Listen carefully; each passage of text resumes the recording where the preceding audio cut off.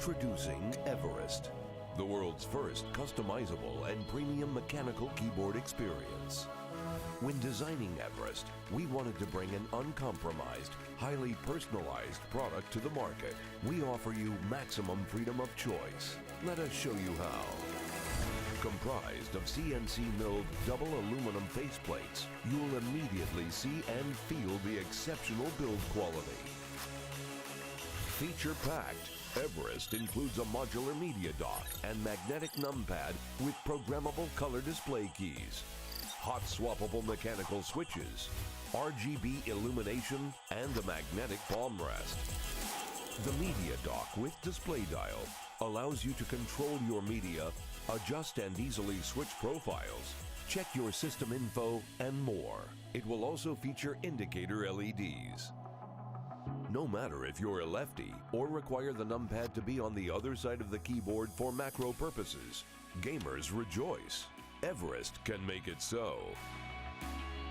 Everest isn't just for gamers. It's designed with flexibility and freedom of choice at heart, making it the perfect keyboard for designers, illustrators, editors, and all professional users. Create profiles that remap your keyboard to have your most frequently used commands conveniently bound to keys of your choice. Optimize your workflow every day. Take your performance to the next level. We don't believe in one size fits all. Our highly modular design makes Everest just right for you. With countless personalized numpad, media dock, and palm rest configurations, Everest can be completely custom tailored to fit your needs. Everest supports you on your ascension to peak performance and matches your style. Hi, I'm Tobias, founder of Mountain. There are a lot of good keyboards on the market, but nothing that truly allows you to completely customize your individual preferences. We've changed that. Using only the finest materials, Mountain's unique design and modularity enables you to create unparalleled level of personalization. We've created a unique product for mechanical keyboard enthusiasts, gamers, streamers, and creative people alike. The Everest keyboard can be what you want, when you need it, through ultimate freedom of choice. You now have the opportunity to be one of the first to get your hands on the most sophisticated feature-packed keyboard ever made. Thank you for supporting us. Reach your summit with Mountain.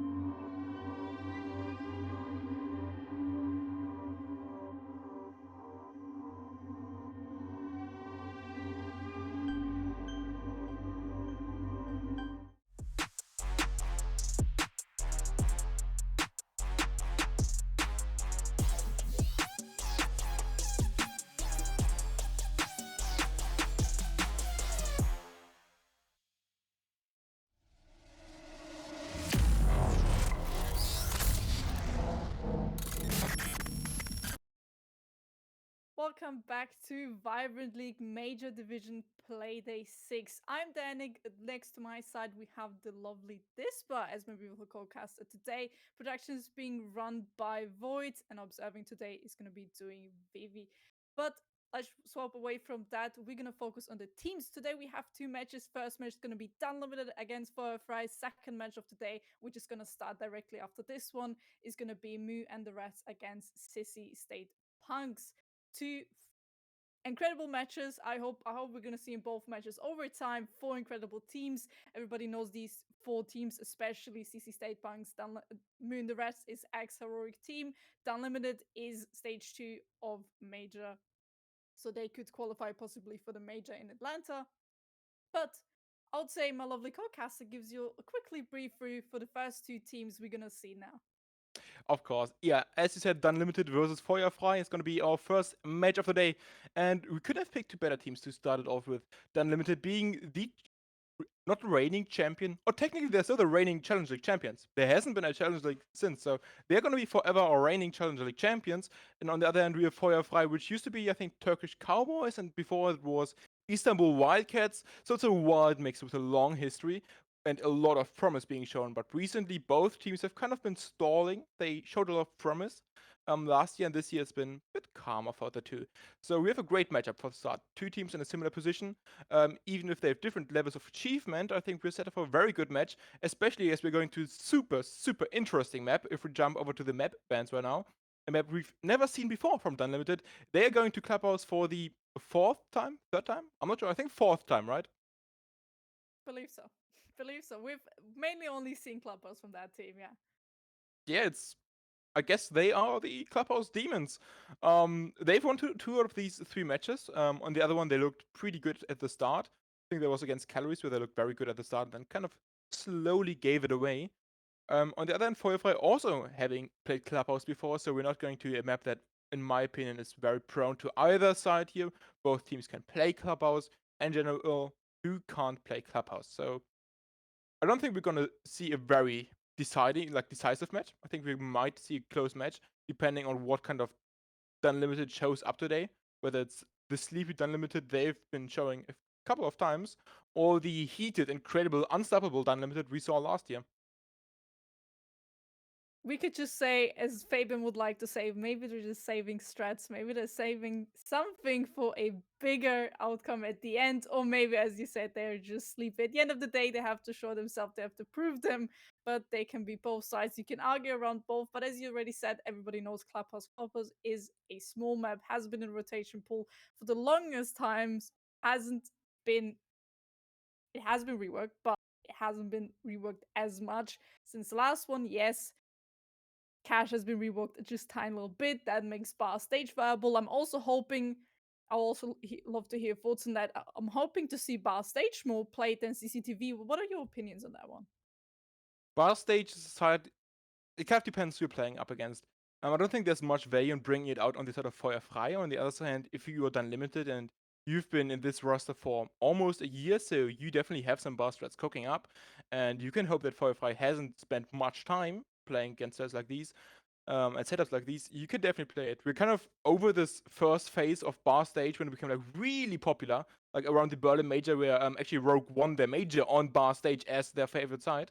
So I'm just being tiny bit distracted by a cat in the background looking super cute. It's the real main star in here, and real main star of the show. But yeah, I think, yeah, I think I want to hear your cat's opinion on bar, to be honest. But I don't think they're gonna be very elaborate. Merlin? No. Merlin Yeah. doesn't think that bar stage will be played today, but in my opinion, I hope we're gonna see bar on stage, as CCTV is still capable of being played, but bar stage has quite a lot of a big win rate ever since it has been reworked, as teams tend to go there, but then the attack teams struggle to take it. But if it has been taken, and the retake is quite very heavy and not very possible.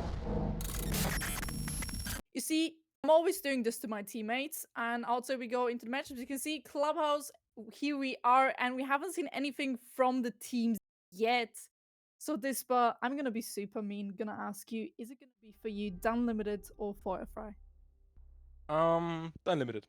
I'm not gonna elaborate. I'm just gonna say Unlimited. Quick. correct answer. All right, now your turn. And you can't say unlimited since that would be boring.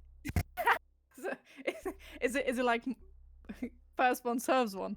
Yeah, that's right. Like, you thought you were just being mean to me. No, I would have asked you the question later on and you would have had first choice. This way, I get out of it without having to pick potentially the weaker team. So you are on the side of Feuerfrei, which is cool. And, you know, if Feuerfrei wins now, I look really stupid, to be honest. Doesn't matter. You're sticking to one team, I'm sticking to the other one. I see the fire as said in their name. Feuerfrei is a German name. It's basically fire free. So I see the fire in their gameplay. So maybe we're going to see something here. But as we can see, first two bands coming out, it's going to be Hibana from the side from Unlimited, Monty from the side from Feuerfrei. Definitely denying a lot of Rafter's gameplay, but Hatches is going to be closed. Solis is going to be the first defender ban. And honestly, when there is a Hibana ban, I would love to see a kite ban. It just makes it easier for the attackers from the side to open up the hatches, not having to deal with kite tricks or any possible deny. Same as on the CC breach or on all the walls, it just makes it a lot easier. But talking about it, Valkyrie is gonna be the last and here. So pretty much two meta operator being banned with Solus and Valkyrie out. Yes, Hibana is a super strong ban on Clubhouse. That is nearly a standard ban. Monty is the only pick that I would question here, but Rafters can be taken very quickly with a Monty pick. Same so as Dirt and Blue, so that can also be quite a punishable ban if, let's say, Unlimited decided to play Monty quite a lot. Well, it's definitely not a target ban. Neither of these teams have opted to go for target bans, as if we look at their previous bans on these maps, we've seen Unlimited ban Hibana back 3 times, 4 times including this match now, and even Feuerfrei banning, I think, the Monty and the Valkyrie in previous matches, and Monty, Valkyrie, and Solus banned in previous matches. So everything kind of stays the same here for these two teams in terms of operator bans, so neither of them decided to go for any operator ban that would specifically target the enemy team, and both are just going with a fairly default ban setup going into this match.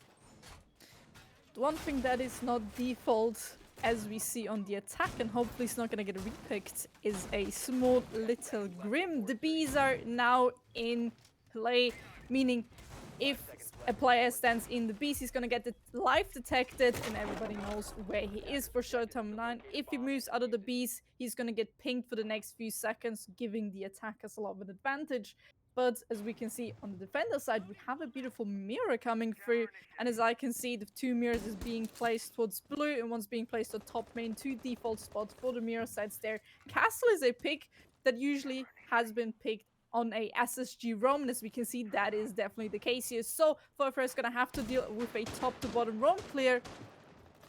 If they wouldn't have banned Monty, they could have gone for a push, but it's going to look like a top to bottom roam clear as they already open up Jacuzzi Ball. Slowly starting to drone out these roamers who are just lurking around the stairs. No roamer opting for any hyper-aggressive play so far, as they're all lurking around the stairways, basically automatically securing their rotation back to the side and not allowing the attack to cut them off. Feuerfrei slowly should be realizing by now that there aren't a lot of roamers, but you kind of see the reason why they aren't. Right now, these Mujamers are taking a lot of time off their hands, and they just have to face check a lot of the stuff, as you see right now. Proton are moving in with the bug here, trying to face check a lot of these angles. In a few seconds, Feuerfrei should have realized there's going to be no roamers nearby, and they're going to start trying to clear out this middle floor where we see Rorik drop down now with the Wamai to escape with his life. Leaving still in a 5v5 situation, but the time is still ticking down. As we can see, some vertical gameplay is now being started from the top floor to try to cut off those rotations, but Unlimited has wasted quite a lot of time, and all of them made it back to side safely, meaning they can just play it now down. They have still 2 C4s in their pocket from IV and HypeX. Just blow them up, maybe get a potential kill, maybe waste some time, but as we can see now, time is slowly going down to the 1 minute mark, and Feuerfrei still hasn't started any vertical gameplay on the kitchen side. Still really hasn't applied any pressure according to side. Dirt still could be close. Kitchen hatch is closer. We saw their dirt has been opened because of the rotation on the SSG roam. depending on what side they decide to attack, it can be very close. But if they decide to go for Arsenal and Kitchen, they're gonna have to open up the kitchen hatch now. Otherwise, it's gonna be too late. Yeah, Time, the famous 6th defender in this case. And it's starting to click down a lot. 30 seconds on the clock, and the attack really needs to start to move in. Denati meanwhile taking some damage from a C4 here. Grim immediately coming for the replacement, but this mirror is going to be a big obstacle now. Even the Grim can maybe offer some inter, but IWI is just going to keep playing this position now with the mirror, with his SMG-11. And Feuerfrei just being forced to drop down these hedges right now, drop into these angles, but they start getting some kills. Roy goes down first, while they drop the kitchen edge, get immediately cut down by Scabarini, holding the drop. Hypex adding to the death toll, finding more, but Gata is now finding back, finding another defendant. Scabarino still holding strong his position and finding his third in the round. And Gata can't close it out as Scabarino gets his fourth and trades out the final kill. This round for the side of Done Limited. They played that very smoothly. You gotta give it to the boys. They had an SSG roam strat. Usually teams do quite struggle with that strat as you're not allowed to die. You gotta move down quickly, you gotta shoot some drones, waste some time, fall back, make sure you're not being cut off. Feuerfrei, they did try to cut them off with being on the main door, being on Wolf's door, being on the main window, but it didn't really help as Done Limited, they were quite sneaky. They just ran through, passed through, made it back to site safely, giving themselves another opportunity to waste even more time with those already mentioned C4s, with just playing behind the mirror windows, also a quite big thing to deal with, especially when you're attacking site and when you decide to attack church. They could have went for Johnny, they could have seen that there is a mirror window on the church wall, could have decided to go for Arsenal as there was no mirror looking directly into Arsenal. It would needed to go for dirt, but it wasn't enough. They decided to go to a different bomb site, go to church, didn't really work out. But the key point why they lost that round was mainly because they used too much time up on the roam clear. They didn't have much time on the roam clear, wasted too much time, leaving themselves with 30 seconds left on the clock for setup and execute, which is simply not enough. Yeah, the main issue with the time isn't just that, you know, when it clocks down, you haven't put on the fuser, the round ends. The second issue is that there's going to be a lot of symptoms for this. Meaning, for example, corners that are cut and quick entries that have to be made that are risky.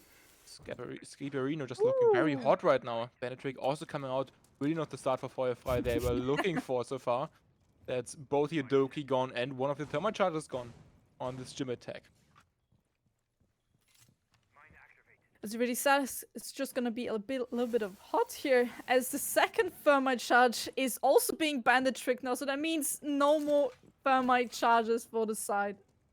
Meaning they can't get the jacuzzi breach open. They still have the Amaru, the Ying, the glass, which all indicates a rush, but that rush is now being denied as they can't get the jacuzzi wall open. They could still try it on the gym window, maybe jump in, do something there. Nonetheless, it's gonna take a lot of time here.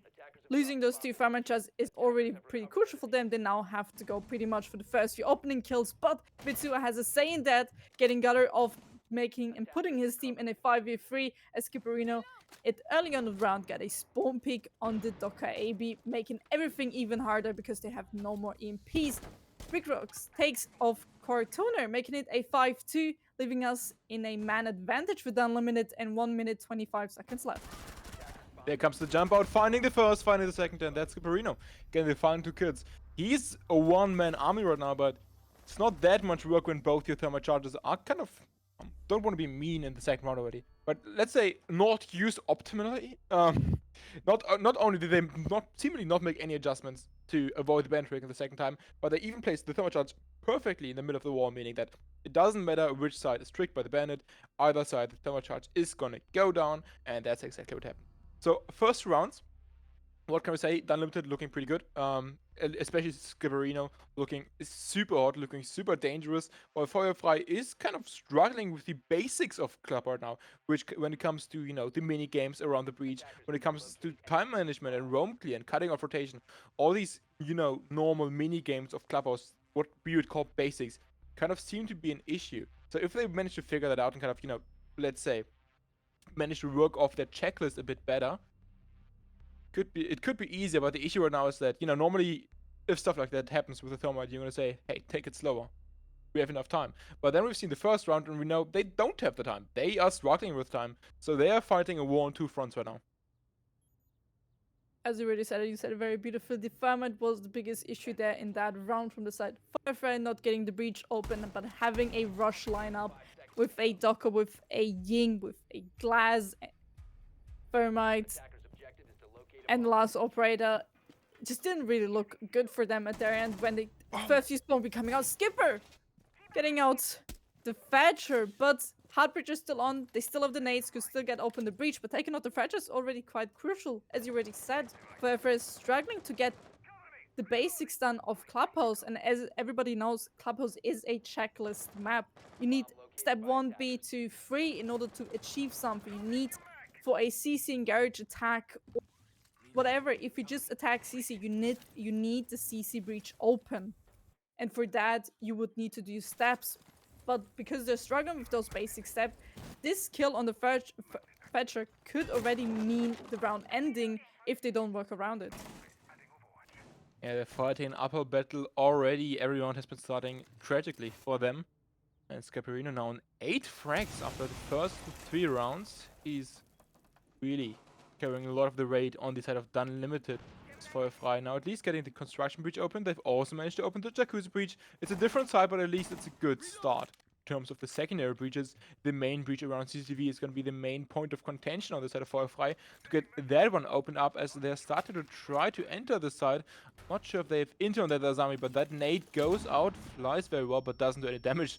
Scavarino, meanwhile, getting his 9th frag on the board, and even Rorik now going in for another pick, finding the Yana. Here comes the push of the Azami, but she is being held by the ace. One wrong move could be her last, as there comes the support from Bodov to cut her off from that window. Immediately covering her own angles with the Azami, working very smart with her utility. And as it is, Feuerfrei hasn't achieved much. Meaning now we're in a 5v2 situation with 1 minute 10 left on the clock. Yes, Jacuzzi Bridge is open, 2 hard bridges still on the board, but now opening up any other walls is going to be super hard, and they're going to struggle quite a lot, considering they don't have any EMPs, not any soft breach gadgets, for example, from the ace, just Claymores. They could just go for a kill. But here we go, the first opening pick from the side from Firefly, taking out Hypex to Womai, quite important, but they gotta still deal with Vitsuo, who's on the flank. They could use the Claymores, they could use drones, but as we can see, only 2 left. Talking about it, another kill coming from Skipper, leaving now Solox in a 1v4 situation because he's hiding up on the closed door. Next few shots coming, it's not gonna be enough. Exalt gets Skipper out of the game for this round. Now he's in a 1v3. But with 25 seconds left on the clock, it's already not looking too good, but he can still clutch it up if the Unlimited now decides to just peek 1 by 1. Vitsua still in Lodge is gonna swing out and eventually get the kill of Fire, meaning another round food for the Unlimited. Yeah, it's struggling to keep calling German names in the team and then switching back to English. It's Skipperino is on 10 kills, meaning that if you now take all the frags combined of his whole team and multiply that with 2, they still don't have more kills than him. He has twice as many kills as his whole team combined right now.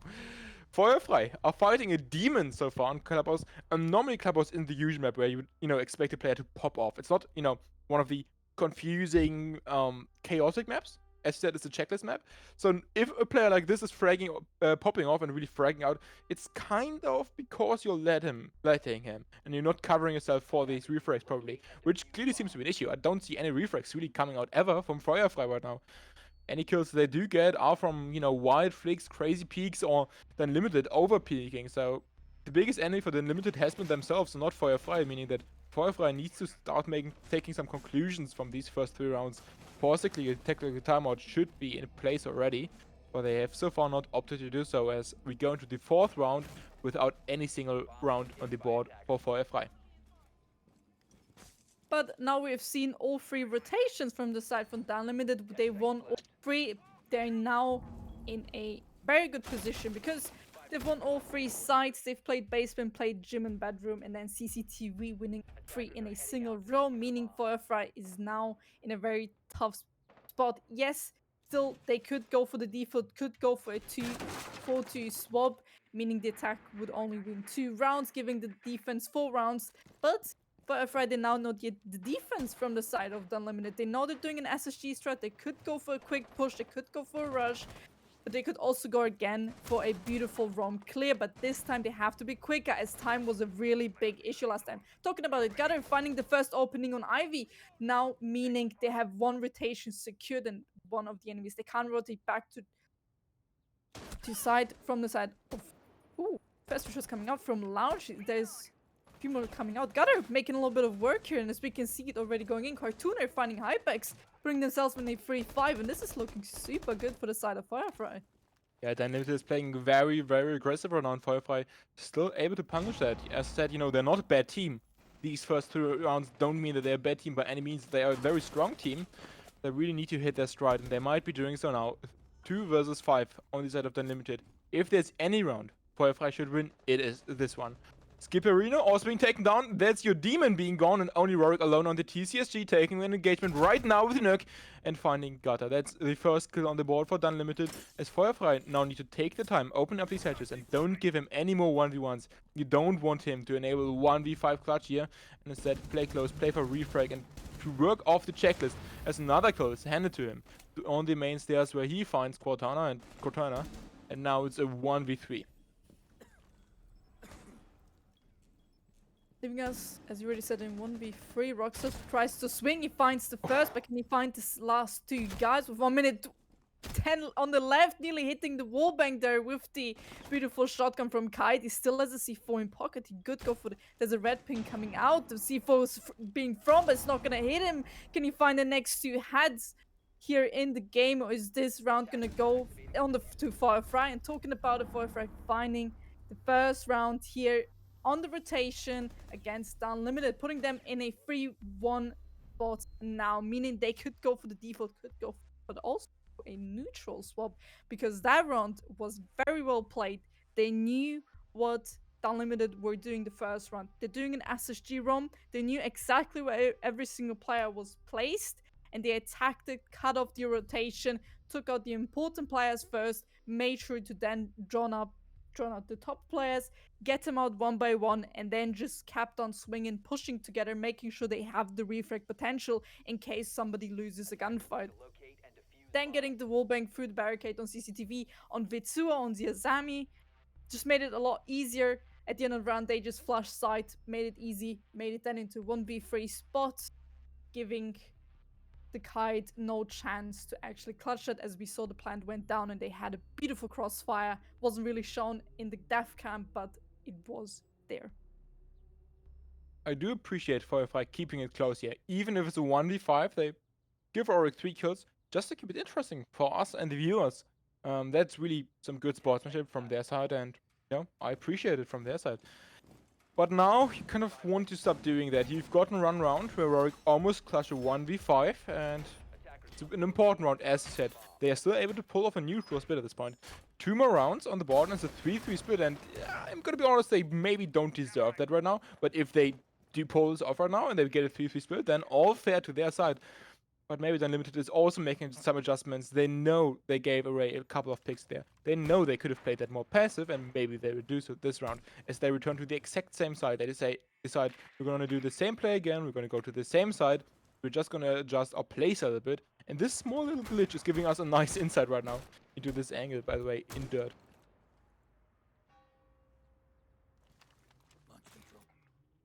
As we can see, Unlimited, they have adapted quite a bit. They have left the castle, swapped to different operators now. We still have the mirror, we still have the Kite, and now we have and a Womai, but Vitsua, he has a set, and he said, listen, I want the opening pick here. I want to get the first kill, taking out Cartooner, the buck, which was quite essential if they want to go for a kitchen clear, top to bottom roam clear. But now, as we can see, they're already taking quite a lot of space, but the Unlimited, they're not doing an SSG strat, giving Firefly now time to roam clear, giving them the space, but also giving themselves more time for C4s. As we can see, they have 3 C4s, Ivy, Vitsua, and Rick Rockstar. They have all 1 C4. Potentially, if they walk on wooden wall floor, they could go for a kill. They have the mirrors to waste some time. Right now, it's looking super good as they're just trying to waste time. Play bunkered, play on-site. And Firefly, they need to take place. They need to open up the hatches now, start some vertical, but Buck is gone. So how are they gonna start vertical now? At least the kitchen edge is going to be opened thanks to a small missed impact on the side of Skipperino, allowing them to open up that vital hedge. And now, as you can see, the Unlimited is not taking any unnecessary aggressions right now. They're playing their power positions out, they're using their utility, and they're again forcing Feuerfrei into an execute. They've actively decided to just wait for them. Force them to drop. They have time issues. You know they have time issues. They've had issues with the late round. Why should we give it to them earlier? We're just going to wait for them, and that's what they've been doing right now. And Shox moving in here into dirt is going to be vital. If he can find a kill here on mid, he can put a lot of pressure on that Romai. He can put a lot of pressure on the other defenders, but he can't. As IWI finds the kill on Shox and gets the next attacker down. And with 30 seconds on the clock, this is going to be almost unwinnable with Feuerfrei, as they are going to have a tough time fighting all these power positions close up.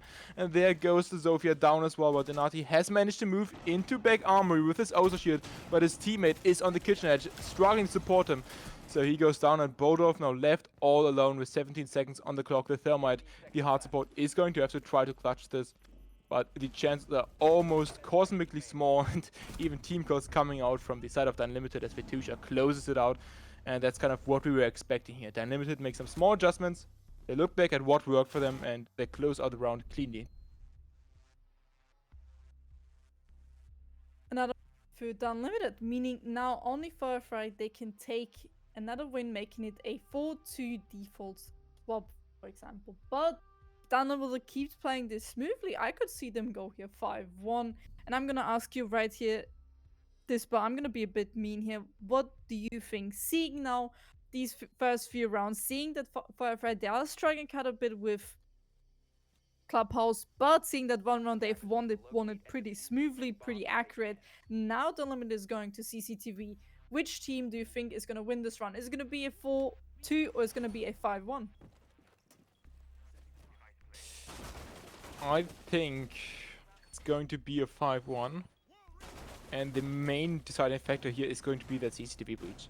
If they again fail to open up the main breach, then it's not going to happen, in my opinion, and I don't have high hopes. At least they have the Thatcher around this time, but they're not bringing any Mavericks, so the main counter for the Bandit is going to have to be Nate here. No Zofia being brought either, so they basically can just try to Nate or the Bandit trick and avoid the Bandit charges that way, as they didn't bring any other of the normal hard counters, so I'm once again worried for their attack. Attacker's objective is to locate a bomb and defuse it.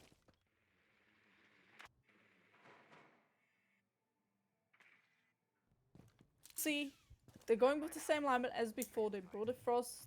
They have the Fenrir. Fenrir is operator came out last season. Always hoping to see some Fenrir gameplay. We saw it in the third round of this game. Fenrir was used beautiful, was used also to get a kill from the side of the Unlimited. But Feuerfrei, they're gonna go for, it seems like, another construction cache attack. They're gonna draw on some logic. They're gonna make sure they're gonna get these Romans out from this side of the map. As we can see, Thatcher is this time alive. No one's being stone peeked, so they can go and have and open up all these walls they need. But a beautiful drone has been now destroyed by the Thermite charge, which is very unfortunate. But now they have one drone less, meaning 2 drones are gone. 3 drones are gone from the side of Feuerfrei. Talking about drone economy, it's not looking too good. 2 minutes and already lost 3 drones. You want to keep a few drones in your pockets for later rounds, but Bitsua is ready for the jump out in kitchen. Maybe he could catch someone off guard here and possibly get a kill. Swinging in, does he know someone that's in Jimmy? Knows first few shots coming out from Cartooner, but can he get the kill? Yes, he can. Injuring now the Fenrir, making it a 4-5 situation for the side of Feuerfrei. A good start here. That's the difference with Arsenal in the basement. You can't just wait for the attack here. You kind of have to put some pressure on your attack. And that's what they try to do here. They have a couple of people being prepared to jump out. They had their player trying to contest the end attackers early on. And this is obviously going to allow Feuerfrei to maybe get some picks. So maybe cut them off and get unrefragable opening frags for their side. Which they've done excellently on the side of Rorik. And now the main issue comes, breaching once again. They have to breach construction. They don't have CC open, I think. They don't have construction open, so unless they open up any further breaches, which I assume they will at least try, they are going to have to walk in through one door. And with another C4 on the board and the defense being well prepared for that, they are going to struggle with that. And here comes the ace, and that's going to do a good job here. The mix of ace and Thatcher is making it very difficult, almost impossible, to open up, to deny that completely. At least the impact is going to avoid a full breach right now, but you don't need much more than a line of sight here for this attack. Thatcher MP coming out, he can now get the construction wall, which is now being open. What they needed in this third round of this game is now being done, leaving them Unlimited now in a 2v5 situation with Sloth and Gutter finding another 2 kills.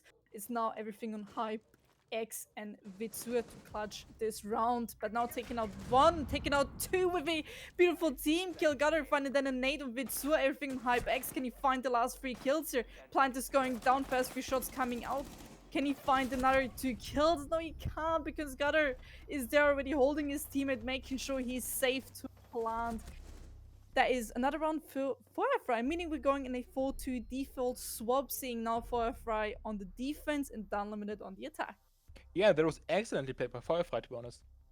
As said, there are some differences between the basement and TTV in the way the defense has to play.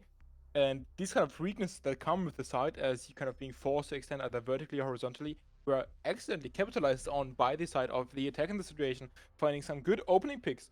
And even later on, the Breach, bringing the ace, bringing the Thatcher combo, doing a good job there. Excellently played by them. They deserve this 2-4 split after being down 0-3.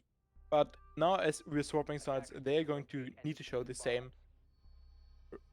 Oh, now I'm struggling to find my words. The same level of patience on the defensive side. Yeah, that's phrasing somehow works. The same level of patience on their own defensive half, as the Unlimited are normally expected to be a bit better at these mini games, like opening up breaches, like managing their time, than Firefly. But still, the 2 rounds on the board are going to be helping Firefly a lot here.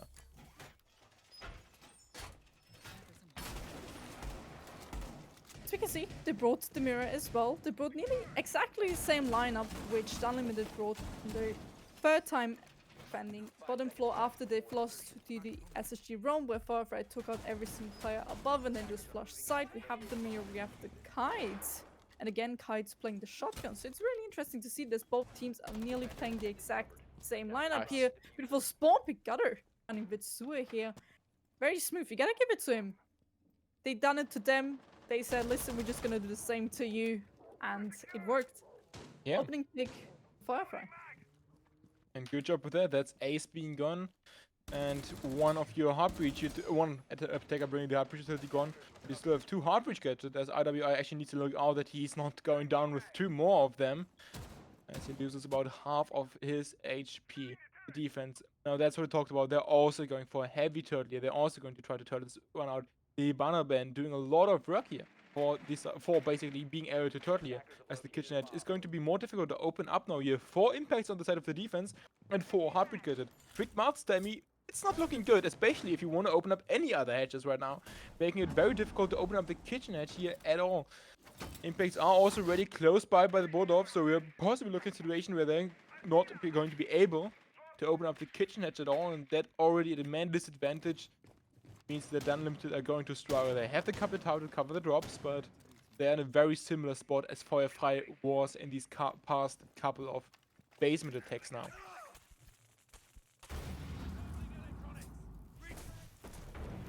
Now opening up Moto Hatch, K-Trix not gonna go free, as we can see, as it has been placed already with 1 minute 25 left on the clock. Now has Firefly quite a lot of time to play, but Unlimited is slowly but steady sneaking up here. Skipper taking a lot of damage, been taken out by Dan, who was watching it from the other side of the jukebox in the title corner.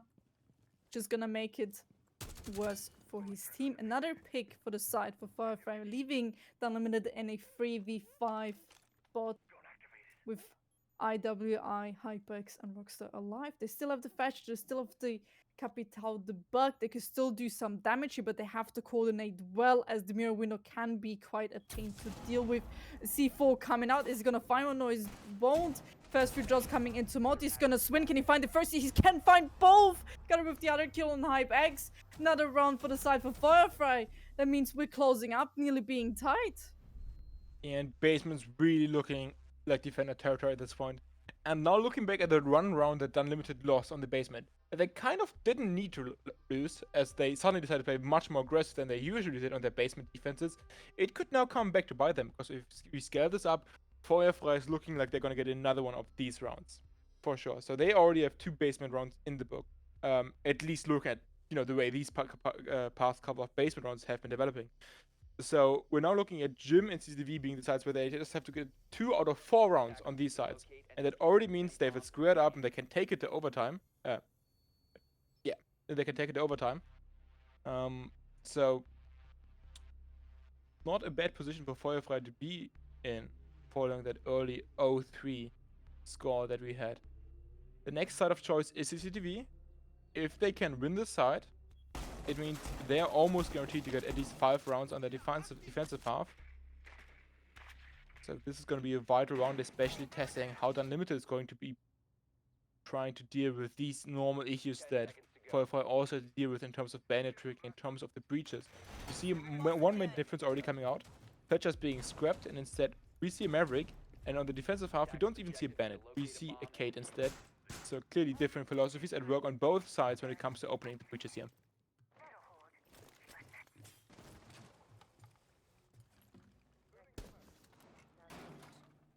They've bought the mirror again, they have the Zami as well, but as we can see, done with it. They took a little piece of the cake and also brought a rim to the side of the attackers. It's gonna give them, again, the bees a little bit of chance to do their work. But also the Maverick is quite an interesting pick when it comes to the Heartbreacher, as many teams do not tend to bring him anymore. As there is Thermite, there is Ace, a lot of more stronger Heartbreacher than the side of the Maverick. But happy to see that actually Maverick's being picked as well, because he doesn't have to deal with a kite. He doesn't have to deal with any sort of wall deny. He can just open it up and just move on with his day, really. And he's got an excellent weapon as well. So he's not looking in a bad position to get these frags either. As Gata now with the Kate in here, TCSG in hand. Also the support with the Legion nearby. Kind of looking to maybe find a pick here. All the defenders just trying to hold the entry race while Unlimited is slowly setting up the attack here. Trying to open up these breaches. That Mariner is not going to be an issue unless it gets open soon, because then he's going to be prone to any C4s coming his way, especially if he's going to be repelled. It's going to be difficult for him to dodge it, but the wall gets open nevertheless. The mirror stayed close, and Skipperino almost with a kill here. Manages to close it out and find the kill onto Legion now. Putting it Unlimited in the man advantage, and with the breach opened, this is not looking too bad for them, but 1 minute on the clock is not that much, as they now have to start opening up these secondary breaches around Garage, around Construction, and as it looks right now, they're going to be definitely favoring to go for the Garage and clear out this Raptors player. In terms of Bodolf, they even have the Capitao prepared for that, so Bodolf really needs to look out. Now coming out, the Bees are coming out, and the Capitao is coming out, but I feel like most of them just missed here. As the Bees are just, minding their business down in the lower Garage, and Bodolf is just chilling in the middle. They're trying to open the Raptors wall, but Harpex doesn't even need to, as he finds the kill with both of himself, and that means the Garage is now free real estate for the attack to move in, take this position, put a lot of pressure onto these defenders. As you said, free real estate, and they're taking it right now. That's a big point they need to have in order to attack CCTV. If they want to go for a plan, then that's what they have right now. Breach is open, Garage is theirs. All of that is free real estate. But what's not free real estate is still CC. There's still a C4 that could go below. They could then blow up the planter from below. From the side of Unlimited. First few shots coming in from Firefight, taking two people from Unlimited out. Plant going through, normal C4. Another kill for the side of Firefight, leaving a 2v3 spot. Kill coming in. Another one is just in a 1v2 spot. Can he find the 2? No, he can't. He swings, but Dano finds the last person in the game, taking off his head, which meaning another round for Fire. And we're now tight on the score, 4-4. And Dispa, I'm gonna ask you, did you believe that this is gonna happen? I mean, I predicted Unlimited, so no. Especially when they go up 3-0, I didn't expect Feuerfrei to come back and get 4 rounds now and tie up the scoreline. And these last 5 rounds, the Unlimited only got a single round on the scoreboard. And even their star, their carry, as you could say, Scabrino, is kind of looking a bit quieter right now. And that round, in my opinion, if they would have gotten that round and only would have been 1 more round away from match point, I would have still put my points on the Unlimited. I would have still been confident in them. But as it is, Feuerfrei can go back to the basement the next round, giving them at least statistically, probably, likely, the 5th round. So get one round now out of these next three, and next two basically, other than basement. You're already looking at overtime. So get 2 out of these, and you're looking at a win. So Dundam really needs to get it together now after that unfortunate loss on that CCTV execute. And hey, I mean, at least you can be happy right now, right? Oh, I'm seeing bar and stage, ladies and gentlemen. I'm seeing bar and stage, and I cannot wait because that's what I've been waiting, especially when we see Clubhouse. Yes, CCTV and Cash is still a good and valuable side, but with the new rework, Iron Stage has become also very much more viable for the side of the defenders. I'm very happy to see that they did decide to go, that they're gonna try the defense, and I wouldn't be surprised if they would succeed here. Nonetheless, there are a few attack strats they could be doing from the side of Unlimited in order to win this, but they're gonna have to be careful. You can see Unlimited already taken a bit of space here on the side of Garage. They had been droning out. Firefly is not really contesting that.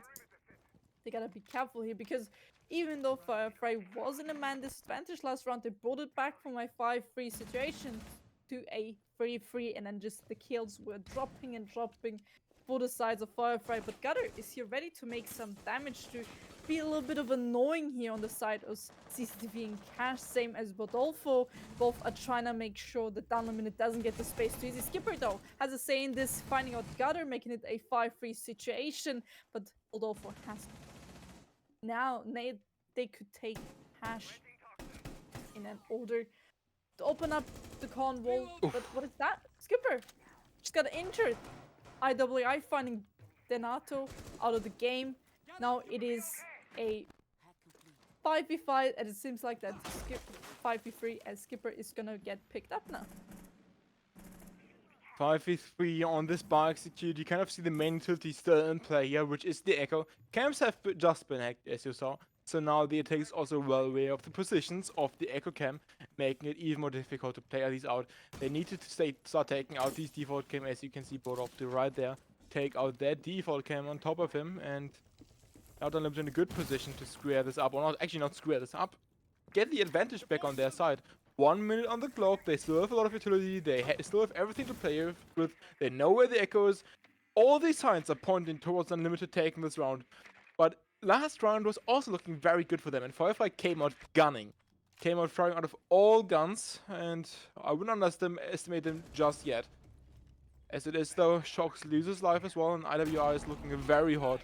Moving in here with his sledge. Bordov has to kind of get the kill here to get the chances back into the hands of Firefly. As Cortana also takes the gunfight here on the main stairs, manages to take out Hypex, getting at least 1 kill for the defense, getting 2 as Bordov also finally finds the kill from above, and Cortana's taking down only Bordov left now in the 1v3 as the Legion Mines take out the Doki. We're making this clutch almost possible if he finds just one of the kills. He can take this 1v1. He just needs to find the other taker first without being refragged. The Red Pinks are coming out, giving away his position. Pitusha not overswinging here, but in turn, Rory gets taken down, forcing the Toma to play out this 1v1 right now. He goes for the peak, can't get it just yet. Both players are full life. Both players have all the chances.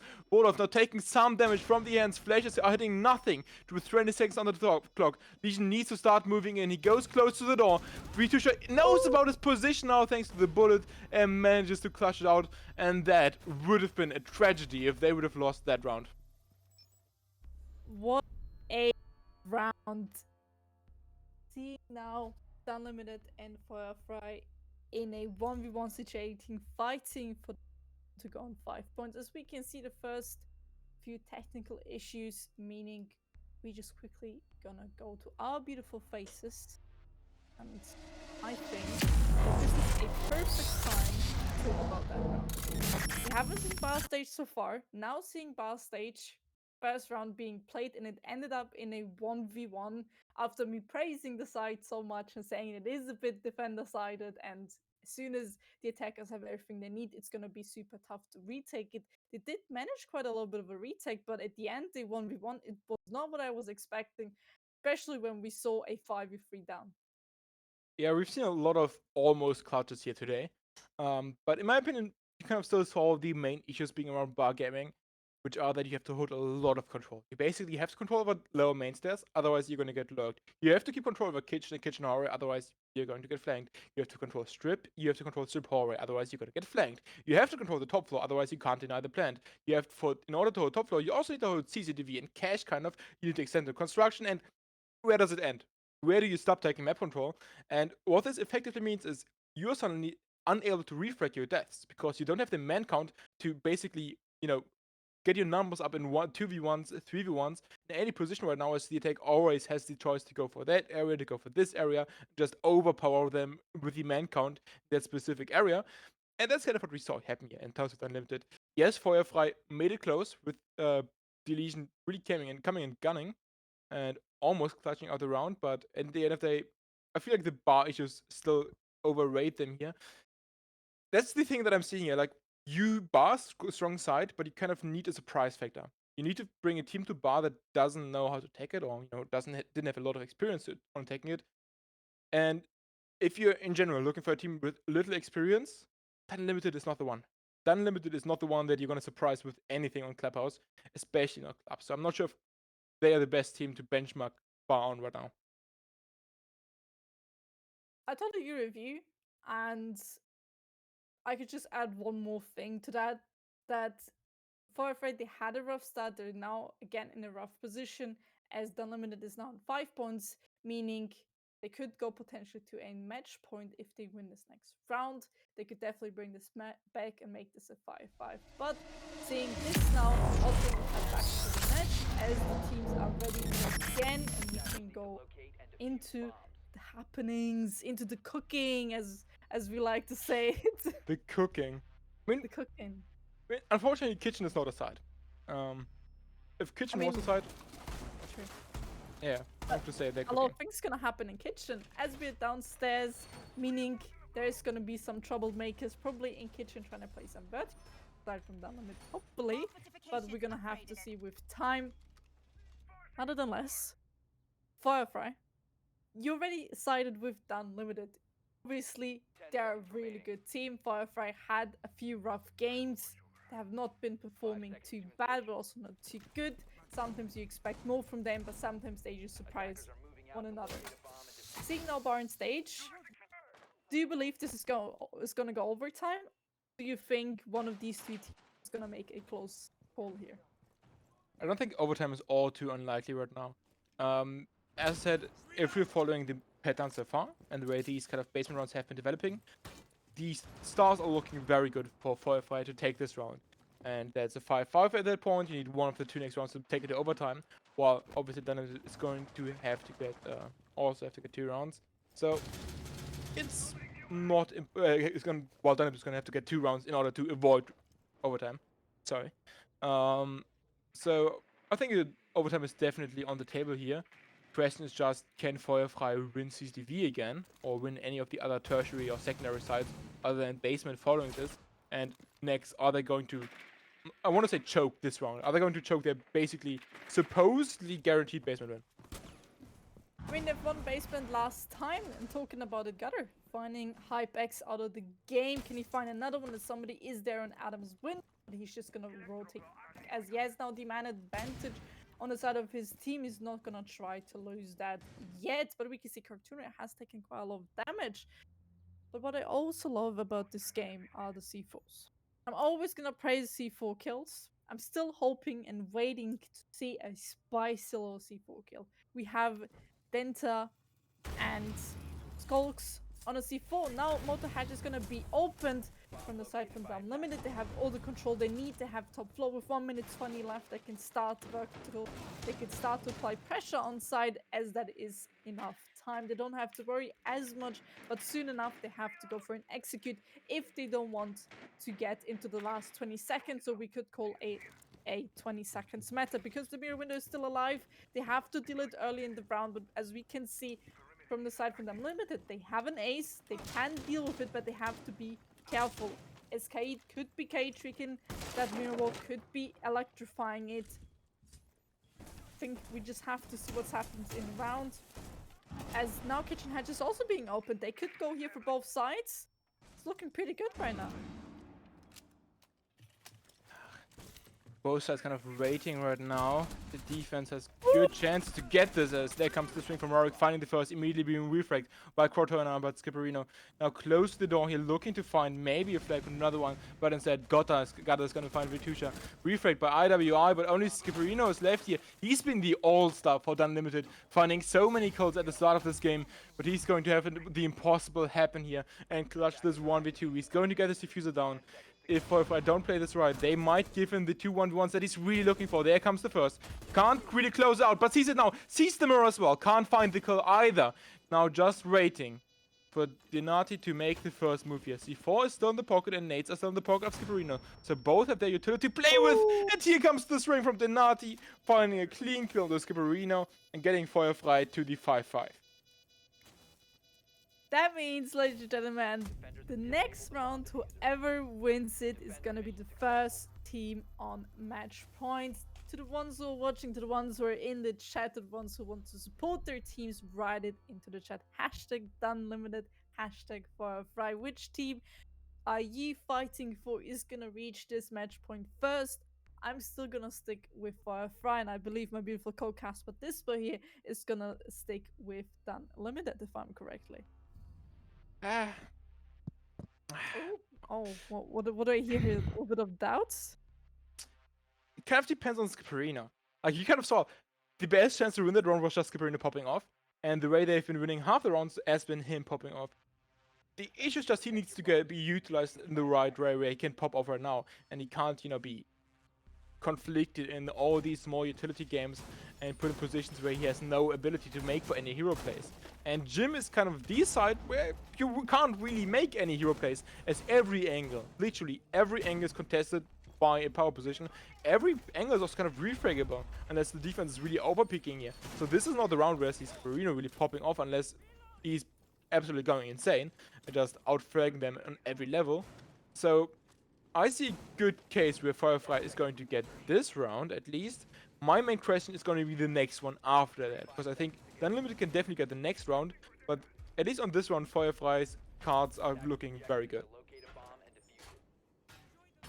But I think the teams have to show us that we can always speculate around and see. But honestly, a 5-5, we did expect a close game, but I didn't expect it to be this close. I expect one team to be a lot sooner on match point, but having both teams on 5-1 is definitely... The teams, they're on point right now. Yes, Feuerfrei has done a few mistakes, same on the side of Unlimited, but both teams are fighting here at their best. As we can see, it's trying to get the jacuzzi wall open, having the information, but they gotta be careful because Feuerfrei, they could just swing out of the window, maybe potentially get a kill here for their side, but they have the kite, they can just kite trick it from far away as CCTV is now being opened, and it's just taking a bit of time. As we can see, both teams are just setting up a bit, playing a bit slow. We've seen it also in other rounds. They're not being too quickly. We haven't seen any too much rush threats. I'm reloading. Yes, we've seen a potential rush threat from the side of Feuerfrei, but it didn't work out as the farmer couldn't get the jacuzzi wall open, especially on the side of gym and bedroom. But now it's just all setup games. They're trying to get breach open, a tick list, as we already talked about it. Clubhouse is a map you need to take off some points before you actually can do a rush and an attack and execute. Somebody's in gym, they gotta be careful because they could die there. Gutter finding a beautiful C4 kill on Skipper, and I'm afraid your foreseeing is gonna be happen here as Gutter finds IWI out of the game, making it a 3-5 situation for the side of Feuerfrei. Yeah, Feuerfrei looking really good to close this round out now. Skipper also being taken out, and Gutter looking like he might get the next one just in 1 second here. Then Limited is normally very good at these man disadvantage positions. They know exactly how to play them, and they know what to play for, because they just need to play for isolated defenders and play for picks, and that's exactly what they do right now. They find Rorik. But even if they are very good at these kind of situations, with the low time, the low utility on their side, and the defense being in very strong power positions, it's not going to be easy. Rorik just trying to, get something else from down here, but the defense now knows better than giving even more, feeding even more oil to the fire of Unlimited in this 3v4. So they're just patiently waiting in these power positions, waiting for Unlimited to come in and give these kills, so they can just man up and try to overrun these drops that are being set up right now by the side of Unlimited, waiting on the office hedge. Cortana is just waiting. He has the C4 possibly to play with, but there goes both teammates of Hypex, and he has no choice but to drop down into the waiting arms of the mirror.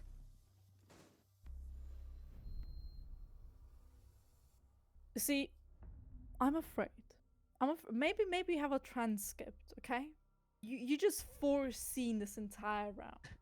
With Skipper dying, everything just crumbled a bit. Yes, he's the top player now in their team, but nothing happens really from his side. Just looks like their team is a bit crumbling right now. And now Firefly has a match point. And I'm gonna ask the little viewers, but also I'm gonna ask you. Hashtag Firefly, hashtag overtime. Attackers need to locate and And defuse that as many rhymed. bombs as they And can. that rhymed too. What? Like, if we just go off the theory, Unlimited look good on Bar's strategically and historically not the strongest map. Unlimited is normally good at these kind of sites as well. At least on paper, Unlimited is a clear favorite. But you know what Oppenheimer told us was theory can only take you so far. Theory can only take you so far. So if, let's say, Borov goes in and gets a big opening kill, it's over. If Shokes goes in, gets a big opening kill, it's over. It's Rainbow Six Siege. It's a shooter. At this point, when you're in the match point, every gunfight can decide. One wrong breach, one missed grenade, one missed gunfight, and the match is over for you. So even if I think that Unlimited should win this, I can see a lot of cases for how they're going to lose this round now and choke exactly the most important round now. They could, but for both teams, it is the most important round. For Unlimited is now to not give Firefly the win, and for Firefly is now to actually get this map down to make it 7-5. So both teams are playing now the most important round of this match. For both teams, could this be either a good ending or a bad ending? As we can see right now, they are trying to get the CC ball open as I believe side is bar stage. Yeah, it is. So, Oh. Unlimited made it closer than it needed to be on the last attack for bar stage. So if they manage to replicate their success on the last round, just without the mini choke at the end, we are going to see an overtime. But I'm just really worried. It's kind of Murphy's Law. Whenever you're in this position and you know normally they should win this, everything that can go wrong is going to go wrong now for Unlimited. And I'm just scared of predicting for them because I'm just scared of Murphy's Law right now. IWI is just using a sledgehammer to open up everything, spotting out the utility of the Fenrir being placed. And Unlimited needs to make sure they don't get overly cautious right now. Normally when you're down at the match point, you really want to, you don't want to give anything away. You don't want to make big mistakes right now. So what often happens is that you're too slow. It just happens very often that you're too slow, and exactly in the match point you start having time issues. So they need to make sure that this doesn't happen right now, and they are in the tag, they're in the rhythm of the map, working off the checklist, working off each individual goal on the side attack, so they can replicate their success on their last attack. Yeah.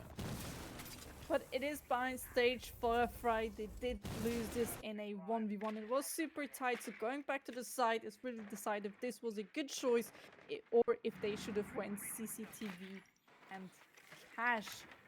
But talking about it, the last 50 seconds are now hitting the clock, so the Unlimited is going to be very limited anytime soon because they're not only fighting against 5 defenders, they're also fighting against the time. The time, as I like to say it, is ticking down, taking away even more time. They need to start executing anytime soon, otherwise this round is going to fall into the hands of the defenders. The last 30 seconds are now hit. All 5v5 players are still alive, and this is gonna look very chaotic. As we can see, the Unlimited, they're setting up for an execute, already walking into side. Plant is going down on default. Hypex finds the other, Shutter finds the other one. Kills finding after kills, leaving now only 2v2 spots. Bitsura Rockstar from the side for the Unlimited. They have to defend it. He finds another one. Now all of him done, so it's not gonna be enough as he's been taken out as well. Ladies and gentlemen, that means we're gonna see a overtime round here as Unlimited takes this round. Murphy's Law did not strike. Hell yeah. So Unlimited takes it to overtime. So far, the prediction for how this would play out was correct, thankfully. I was really scared I would be trolled by the Caster's Curse. But now we're going to overtime. And the issue is, we've seen a single lost basement round, and I would say that was, I'm not going to say lost on purpose, but you clearly made some decisions that you can clearly avoid to not make that happen again. Very easy to fix. So I would say, on theory, basement should have a 100% win rate here. If we only look at the rounds that were actively trolled by the defense. Or at least Turtles have a 100% win rate. So Feuerfrei are going into this, and they're going to get their first round now. At least on theory. Then Unlimited is going to get the first round in the overtime, at least in theory. And then we go to 7-7. And the question is, what side does Feuerfrei go to? They go to Gym. And on Gym, we see the same issue again that we had on the earlier Gym round. So Unlimited is going to be forced into mistakes.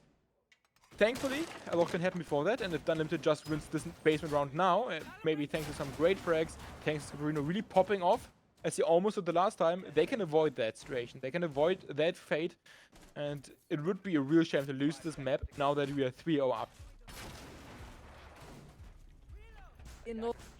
Fear what we've seen in this match, nonetheless the teams can still prove us wrong, and honestly that's what I'm waiting for. Maybe Feuerfrei they finally catch themselves here and they can win this round as an attack, as they done already once on the basement spot. Yes, basement spot is the most played side, also the most won side, but they've also lost once Runnet coming out. Cartoon are not gonna find anyone here.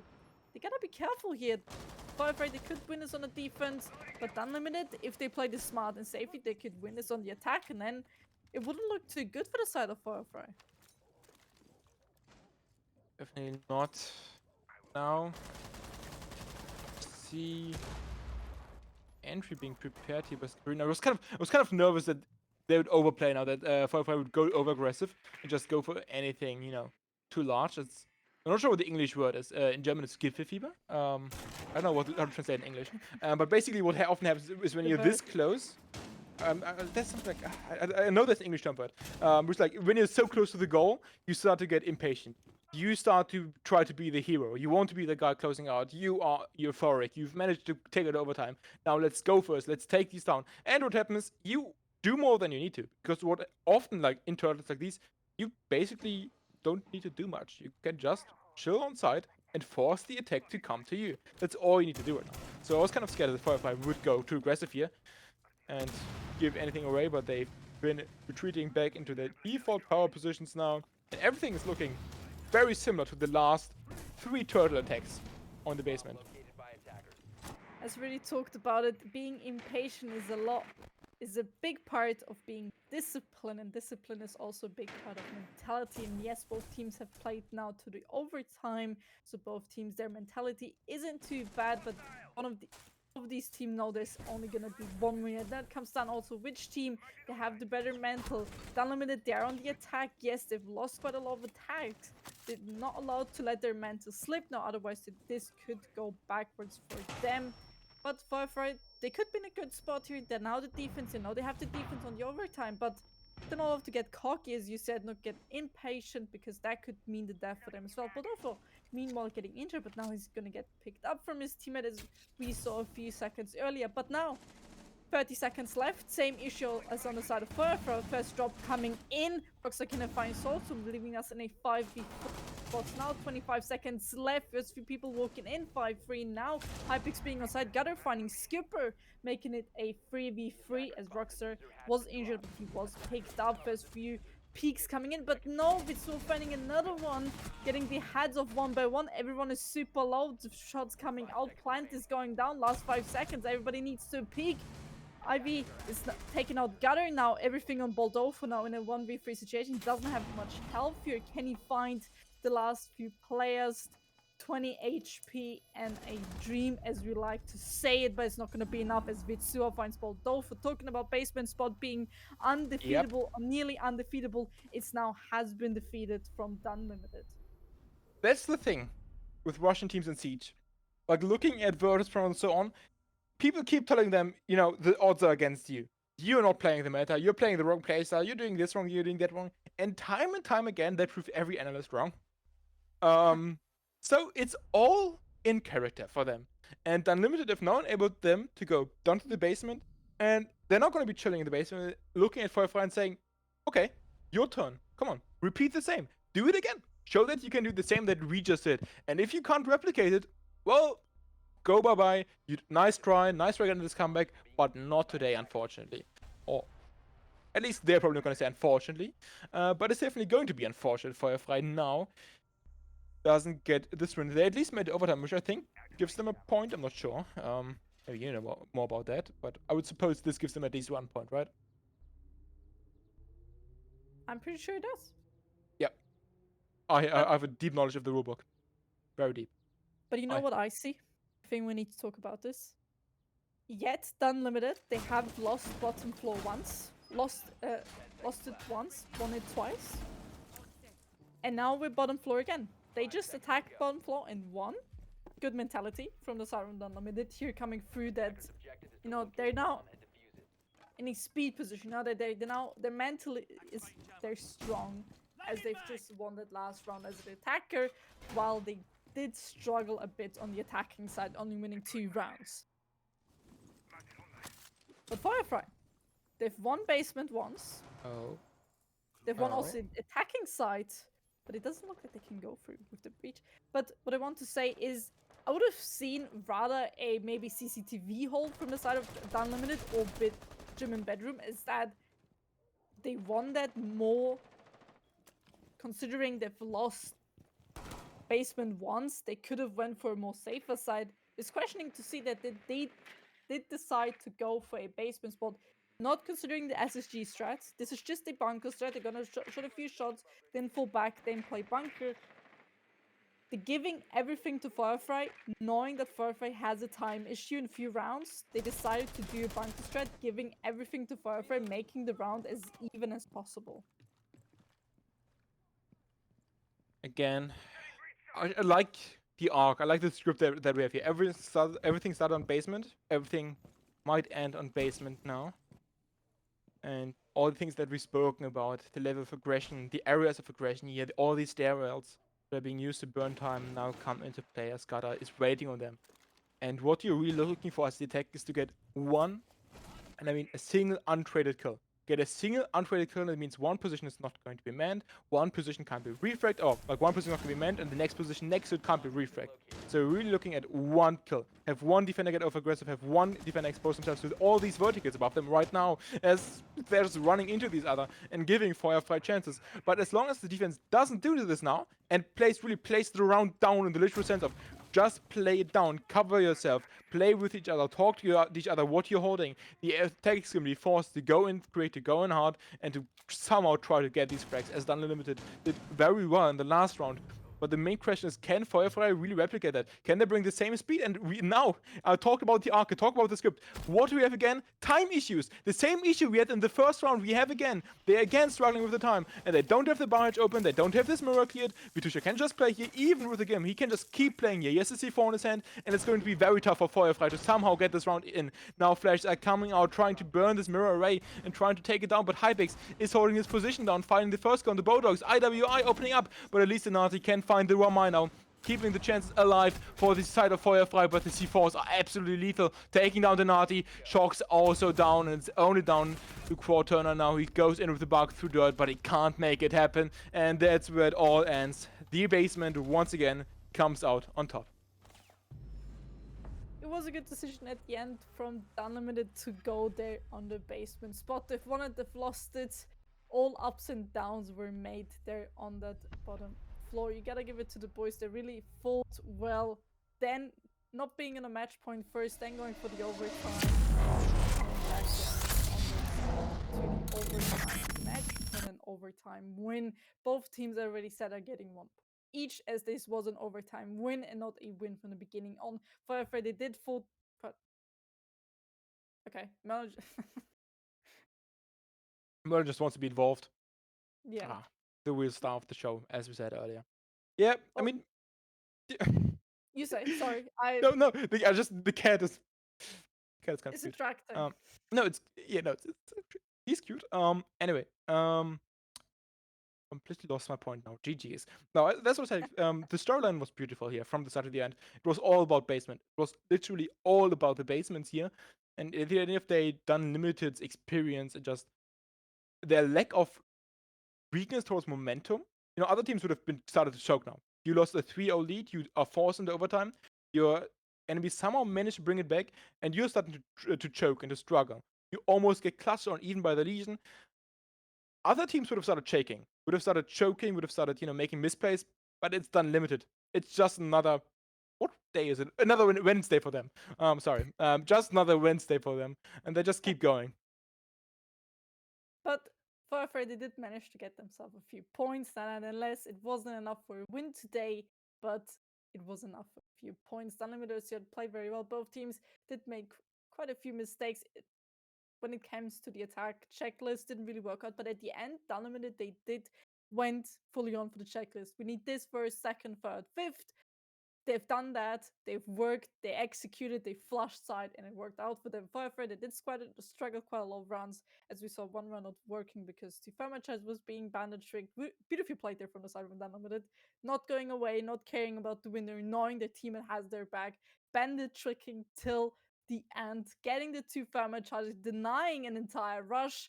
Probably they knew about this, but if they watch this VOD back, they'll see that there was a rush intended from the side of Firefly, which was basically denied by a simple bandit trick. Nonetheless, I would say before we keep talking on holding you guys off, we would go on a short little break because the second game is already being prepared, which is going to be Me and the Rats against Sissy Sapang. So see you guys in a second.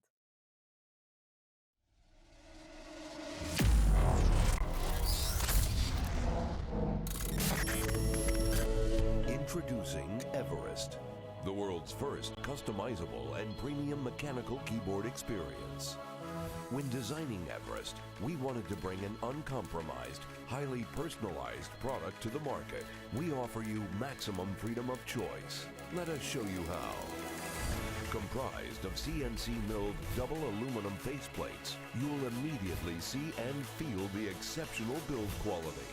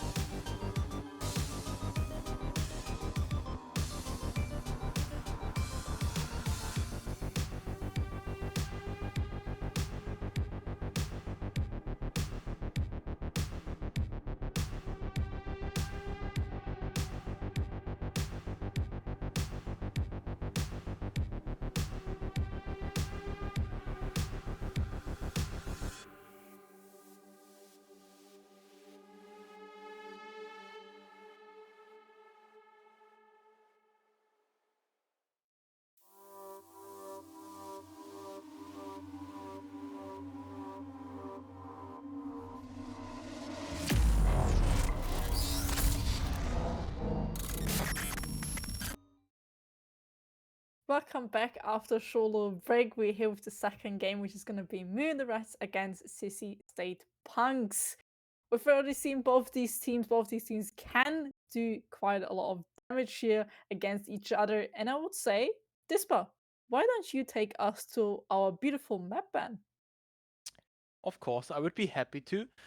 As always, map bans are a bit of a complicated thing when you have one team that is basically just a project team that's playing with different players every day. But as it is, we are going to the best map that they probably could go to, Oregon. Oregon is the map, as everybody says, where good teams go to die. And if you are kind of this, let's say project team who are basically playing with two actual players, and then two ranked heroes and a coach or manager, retired manager even, you don't really want to go to bank like they did the last time, or Nighthaven Labs or Consulate. You kind of want to go to something default, something where you can't really be surprised on or outstretted on. And we're going to Oregon for that, which is kind of the best side. And if you look at the map bans, they did exactly what I just said. They banned on border, annoying, need coordination, play that. Same with bank, banned. Same with Night Labs, banned. Same with Cafe, banned. They just banned out all the complicated maps where you need a lot of coordination to attack on. And they are rewarded with arguably one of the easier maps to attack, since you don't need to speak much. Everybody knows the Oregon text. You call which one you want to do, and everybody has it kind of in their bloodstream at this point if you've been playing Siege for as long as people like Mr. Officer, June, Bears have been. And I just mentioned the second biggest winning condition here, June and Blast. They have one of the most goated entry duos in all of EU. Even if Heroic wasn't performing as a team, nobody can argue with Jume's and Blast's track record when it comes to entering. These guys are crazy.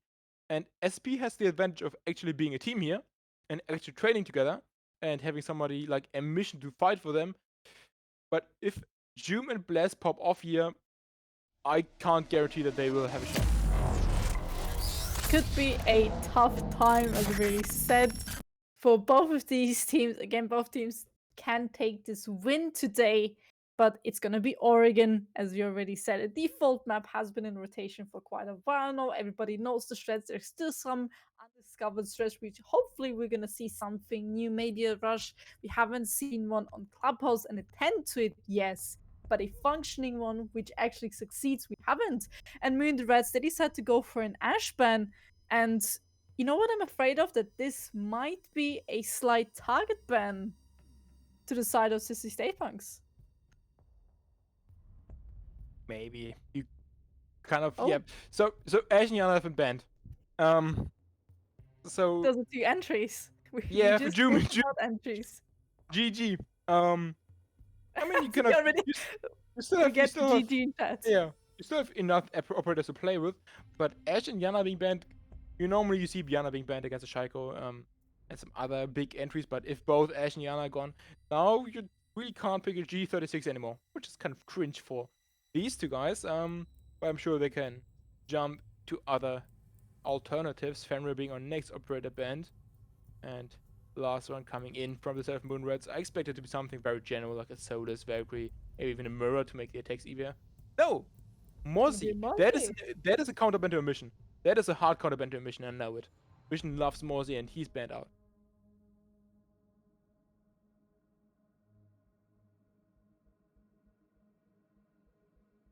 Well, now we have, I would say, 4 meta operator. I would count Mozzie even as a meta operator, but let's put him out because he is technically strong, but he's not like a Solus, like an Azami who's literally played every round. So let's say we have 3 meta operators. We have Ash, we have Ayana, and we have Fenrir. 3 meta operators being banned. I would Ash consider be a target ban for the side for CC State Punks, as he used quite a lot of Ash and Ayana, but Ash and Ayana also 2 entries which are used by Mu and the Rats. It is a default map, as already talked at the beginning.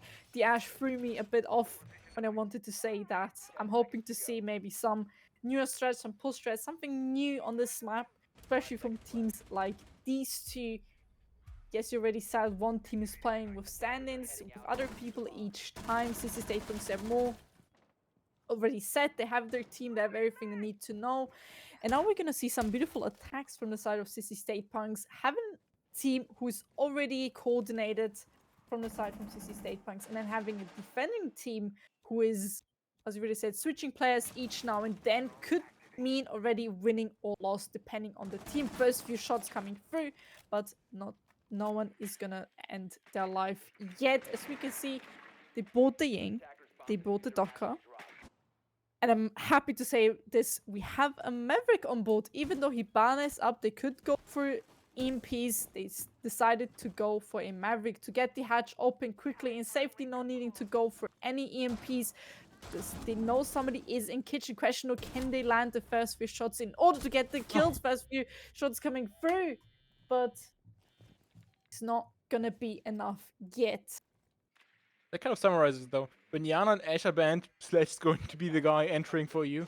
And Ella's going to be one he has to square up against. And Jim taking the first engagement there by being refragged, and Mr. Officer being killed even in his retirement right now by JJF5, giving SSP the first man advantage. JSD slowly rotating down the freezers there as well. Moon and the Reds are just holding all of these entry rates right now. C4 has been pulled by Blast, but he wisely makes the decision not to throw it.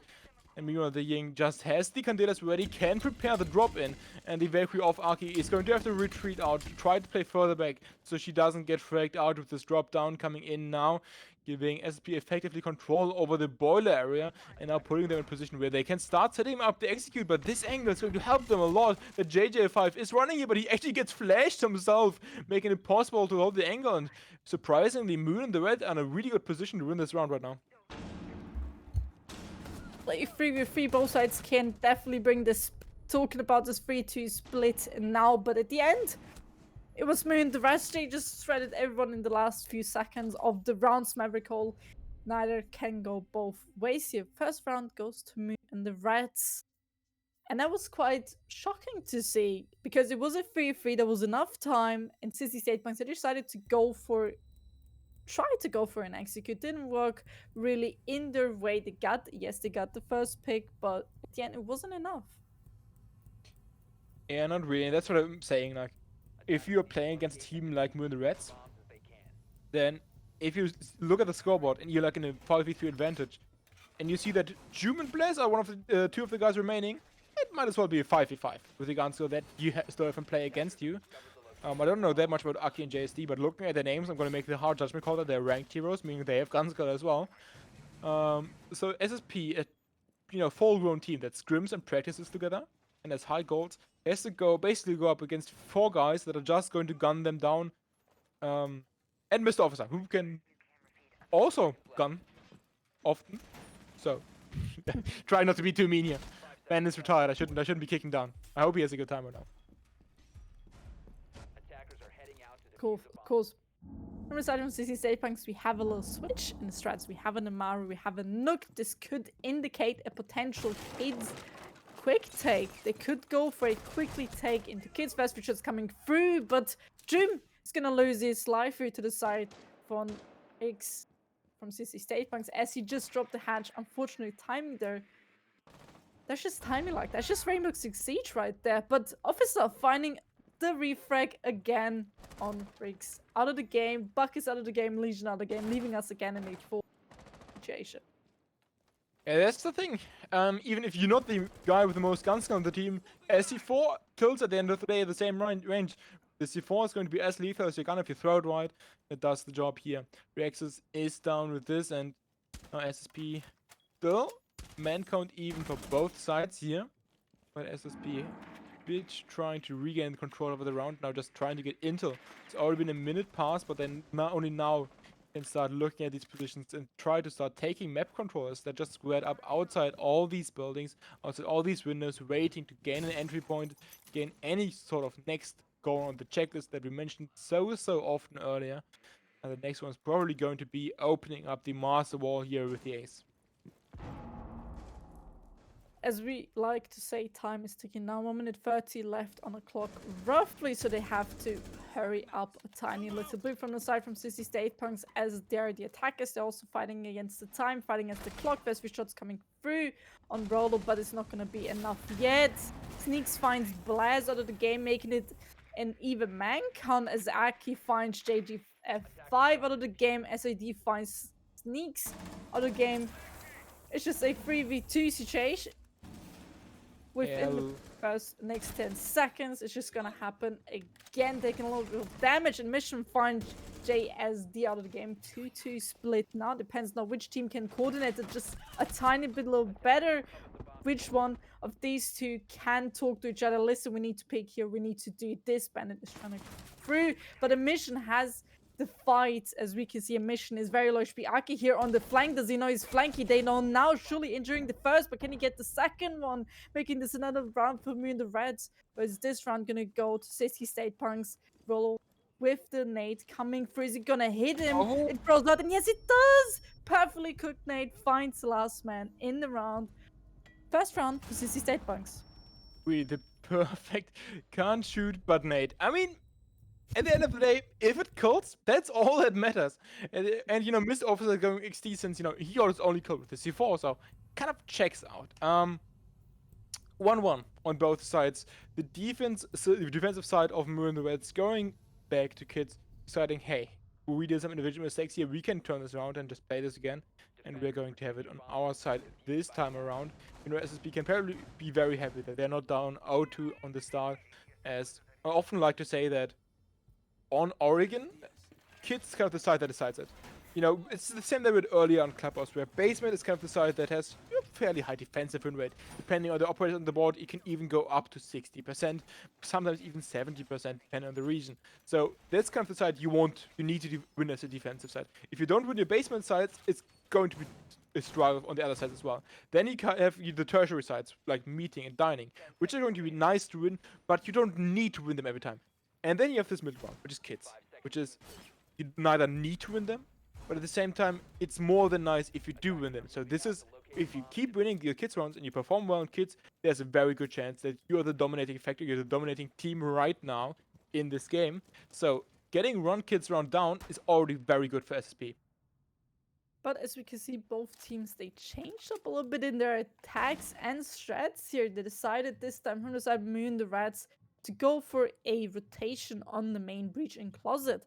And CC State Punks, they decided, listen, they can't shoot our heads if we just have a shield in front of our faces. Taking the blitz from the side of Sneaky. Is it really gonna be that game-changing operator? They have the Ying, they have the Capital, and everything again is looking like a big window setup. As we can see, first few spots are being taken definitely from the side from CC State Punks, but do they know that Officer is Sneaky hiding here already in the side, taking the first one out? Sneaky with the blitz, definitely good pick here, but do they know that somebody is in dining, running through? First few shots coming through, but it's not gonna be enough. Blitz is already in kitchen. Can he get the second? Oh. No, Officer finds Sneaks. There's no trade coming through. Now a 4v4 spot, which definitely should not have happened. Aki here on the flank, sneaking a little bit through, finding Rix out of the game. Now it's a 4-3 with, again, a frag that should have not happened from the side from Sissy State Punks. There needs to be more refrags which are not happening. Rolo now on the mission to get the frag, but the question is, does he know that somebody is on bottom white in the corner? They're now holding hands through the wall. Just imagine it. Right next to each other on a paradise, on a beach. Holding the hands, flashing already. Can he? But there's a wall. It's not going to be enough. Blast finds the kill and Roller now in a 4-2. Reefer coming out from a mission, making it closer to a potential even man count. Really, really important frag by a mission there. And you can just see Moon and the Reds are really playing into the face of SSP. They're not scared to play Reggie. They're not scared to just go for random solo aggression here. And it's honestly paying off so far. They have gained themselves a 3v5 right now with 2 smokes on the board, SC4 on the board, and a lot of power positions still in their control. So a mission and JJ5, they have got plenty of utility to work with, but it's not gonna matter if Joom has plenty of shotgun bullets ready to charge at you in a mission. He already found one, but Joom's shotgun is going to be way too strong for him, and finds the second kill in the round, finishing off SSP. And now we are 1-1 even when it comes on to kids rounds, but in general, Moon and the Reds take the lead. With now being 2-1 up, they have the lead, yes, but it was still a close round, which was interesting to see. Both teams decided, even though CC State Punks won that round, they decided to go for something else. They decided to pick the Blitz. Yes, it helped out, but everything crumbled a bit. The players weren't close enough. It was still questionable how was Officer in small tower. How was he hanging the dining door? He should have definitely not been there. He should have been taken out of the game way earlier. As soon as they had Charles control, somebody would need to push him from that side. There was a huge mistake. They did not get rid of Officer because then he was able to get off to kill the Blitz, and everything crumbled after that. Aki flanking, somebody not holding on the drone. A lot of mistakes from the side from CC State Punks coming through that. Maybe they're still warming up. You know, maybe they haven't received, as I like to say, the WhatsApp message. Maybe they haven't received that they're playing against Moon the Rats on Oregon ex-heroic, or some of the ex-heroic players here on Oregon today. Maybe they're still missing it. And as we can see, Sneaks, he does decide to go on the Blitz again, and Rolo decides to go on the Grim. Two operators we don't see too often, especially the Grim is not being picked that much. Same as Maverick, but it's gonna probably, hopefully, have an interesting turn this round. Aki really seems to like that Deagle. I'm just hoping he's gonna find something we can get a really nice clip of that. You know, Mr. Officer just really residently holding that angle and almost getting rewarded with kill. I'm surprised that he did not a single bit of damage to Rex there.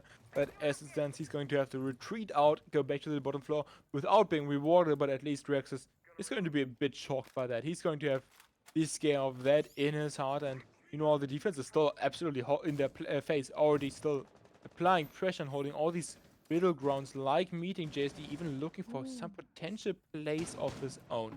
The Solus, the playmaking operator, rating it, going for the freak, going for the frack, but being taken down by a mission in return. A mission, you know, he is the UL player here to count out all these UL players on the side of Moon the Reds, and so far he's been getting a lot of absolutely vital kills.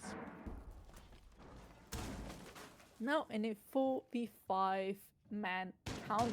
Man advantage for the side for CC State Punks. This is another round where they had the opening pick, same as the last 4 rounds. They always get the opening pick already going in. But the Blitz gotta be careful as June is here ready with a shotgun to make some damage happening. He's gonna go on the drones. He's gonna he's him.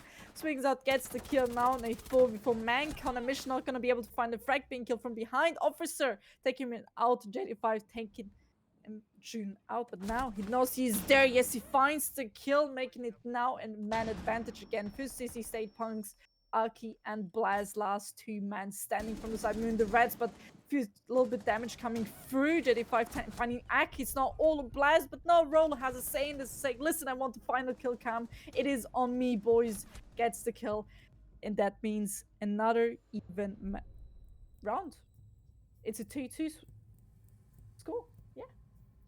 Yeah, I'm kind of undecisive about that Solus play early on, because if we take that Solus play of the equation, we just look at the rest of them around isolated. They played this very well, I would say, on the defense. They brought a lot of pressure onto the attack. They held their power positions very firmly, but as it stands with the opening death of the Solus, it means you're down 1 man. Meaning the first kill that you then receive, or the first death you're gonna then receive, means that 1 power position is not cleared, meaning you can't get refragged, and it's the same game on every single side, and especially on every single basement side in this game, that you really, the reason why you want to turtle is, if you're turtling, you can refrag all these positions, it's super strong, but as soon as the dominoes start falling, and you can't cover one of the positions, that's going to be a weak spot. So an opening death like that is completely unrewarded by anything, and not refragged at all, can easily open up your whole round, and easily make your whole round much more vulnerable. They almost brought it back. They did a good job fighting back, especially with Mr. Officer on the roam. It means that they know on side there can only be 2 players, meaning with 1 likely being supplied, there's only 1 guy holding blue and pillar, which you can just overrun at that position. So that's the issue, and I'm trying to see if Moon the Reds are going to adapt to that into either direction. Direction 1, full turtle. Direction 2, hey, if we're already going to be roaming, let's support our roamers. Let's play close to each other. Let's go aggressive together and just overwhelm them with aggression in every angle. JSD, and apparently going for the first option. Going back to side, not planning to give away any opening call this time around. But if they go back on the side, as we just saw, so if they just to do the turtling now, as they just did with rotating back to side, they're giving CC State Punks every control, everything they need in order to start an attack. They could just open up every hatch now. Yes, they have the Maverick making the breaches very easy. They have 2 or 4 secondary breaching gadgets on the side from Grim and from the Buck. They can just open up every hatch they need, do the damage what they need, and then go for the executors. 2 minutes is a long time. They can take their time, do the droning. They have still 8 drones on their side, on the attacking side, have all the information they need. So this round could already go from the side to the side for Sissy State Punks. And you know what? As they're already setting up here, and as we can see they're setting up, every hedge is being open. I'm gonna ask you, and I'm gonna say first, you know, before I ask which team you're standing for, and I'm gonna say, I'm gonna hold this round to my beautiful Austrian fellas here. CC State Punks is an Austrian organization, and I'm gonna say CC State Punks has this map into the bags. Do you believe the same, or do you believe Me and the Rats has this in their bag? Cover the diffuser. If we look at it again on paper, I would agree with you that SSP is looking stronger here. And the reason why I emphasize the thing on paper is that you have 2 elements in play that I mentioned previously, which make it very hard to predict anything. Because as soon as these 2 individuals start performing, it's going to be very, very hard. And normally, I mean, Doom and Blast for this, but JSD is also fighting back now. And Rolo and JJ5 for the last ones remaining. Now it's only Rolo who gets one, almost can flick onto the second, but Aki. Eventually Rolo does run out of ammunition and Aki can get the frag. And that's what I'm trying to say. It's very hard to predict this match when all these rounds are kind of dependent, again, comparing to Skipperino on the last map, on 2 players and how insane they're gonna go, because Blaz and Zoom have destroyed much stronger teams. I'm not dissing like SSP here, but they've destroyed teams at the invitational stage. They've destroyed teams on other continents. They've been exported to the US to play there. They can deal with SSP if they just turn up on this day. Which means, yes, everything can be right. On the cards, I would say SP has the better chances. But hey, we have plenty of opportunities, again, for Murphy's Law to strike. We have plenty of opportunities for just individual skill to overcome strategic advantage. That was very beautifully said. I gotta give it to you. You know, I really, you know, leaned back in my chair, had like the earplugs into my head. I was just like, oh, this is a beautiful, lovely voice I'm listening to. Gotta make you blush a little bit. Okay. Then let's go back into the game. As we can see, this is the last round for Me and the Rats, which they're gonna be defending right now. They have the upper hand, but CC State Punks, they could make this still a neutral swap. They decided to bring the glass, which is again a quite unusual pick. They do decide to go for those unusual picks quite a lot often.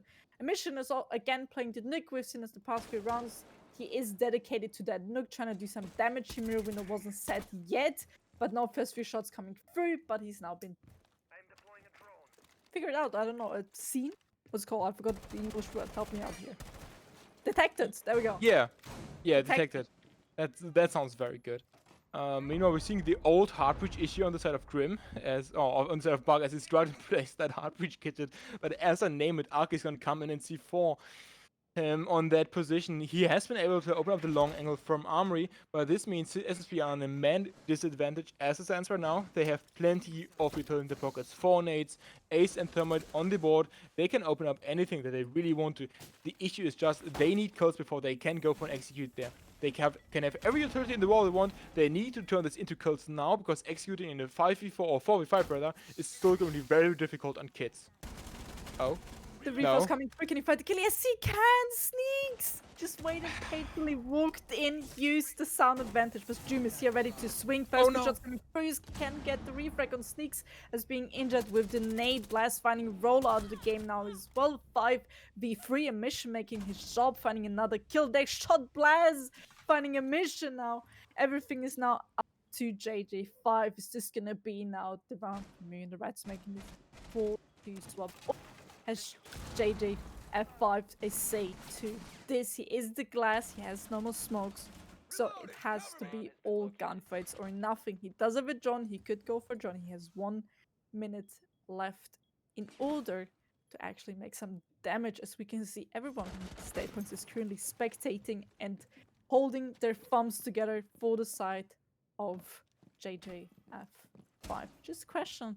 He can land those few shots, if he can isolate these players from Me and the Reds. First few shots coming through from the vertical gameplay. He has to be careful as there are more for him to come, but no, Blaz is waiting in Zulu patiently for the kill. Gets it. Meaning 4-2 round swap, meaning we're gonna see CC state punks. There we go. CC state punks on the defending side, immune the Reds on the attacking side. Default swap. You can't expect more from the attacking side. We've seen this on attack. But CC State Punks, they need to make now a comeback. They need to get the next 2 rounds, make this an even count, and then potentially go for the match point. But Moon the Rats, they have the upper hand now. Only need to win 2 rounds to then be on match point. Yeah, I was about to say, CC is on another map. You Yeah, are on the hold wrong on, map. okay. Sorry, I'm still stuck. I haven't gotten the WhatsApp message yet. Ah, yeah, you're still on club. Yeah, I'm really hoping they're gonna win the next gym round here. But until then, we're going to the basement, and we've seen a wild mix of round wins and rounds lost here, making it very hard to really establish a pattern here in terms of specific rounds. So I'm very interested in how SSP is going to be able to make this play out, and if they opt to go for the same very defensive playstyle that we've seen from the side of Moon and the Reds, if they also opt to go for the same turtle playstyle, or if they want to be a bit more into the face as Moon and the Reds has been on the kids defenses, for example. But for now, we see one play already standing out towards all the others, above all the others, and that's a mission. Currently sitting relaxed in tier 3, 1.5 in his pocket, ready to take any peek from these windows. He could do some damage here if he finds the right kill, but Officer decided, hey, listen, I'ma call you on your phone, don't bring your phone to the shooting range, as we can see here. First calls coming through, they know somebody is on Freeze's stairs here. Sneak has to be a bit more careful here now, but looks like that emission, he's still casually in tower. He could do some damage here if he plays this very smoothly and sneaky. Talking about strange or unusual picks, we have a glass from the side from Moon the Rats. We've seen that from CC State Punks. So this is definitely a trend coming through here. But now first kill happening. Sneaks is now out of the game as June finds the kill with a glass. Next, Nate coming through into Shaiko. Can he find the kill? Few damage coming through, but now he's being refragged by Rolo, who's been patiently waiting in elbow for the peak. Second call coming through. Don't bring your phones to the shooting range, as we like to say. But Emission is now in a tight spot. He has to be careful. He finds the first an officer just walking down the stairs, walking back to side, and now they left their friends, their teammates with 3v4. They have the Ibana, can open up the hatches, but one thing they don't have anymore are the EMP nades from the Docker AB. Hatches are Kai-tricked. So there's going to be a tough time to get that Kai Claw off. Looks like they might have to change their attacking side here. Yeah, they could try to nade it from outside blue, but it's not going to be easy. They're definitely rotating around. They are aware of the issues that are facing them. Just trying to find an entryway here. Nade goes out, flies good, but doesn't do any damage at the end of the day. Second nade pulled, goes out as well. Can't do any damage either, but it forces him to move, and they managed to trade him out at least, putting them in 2v3, but that mirror of Rolo has been so strong in that other position. Leaving only JSD alone in the 1v3 on the big tower stairs. No nades in the pocket, no teammates to support him, no drones around him. Only him is L80, 5A2, and 3 defenders against him. 30 seconds on the clock. It's going to be very difficult to isolate a single defender here. Every gunfight he takes, he's going to walk into crossfires, except that one, but even when he finds these 1v1s, JJ5 is the one coming out on top and giving SSP their first defensive win.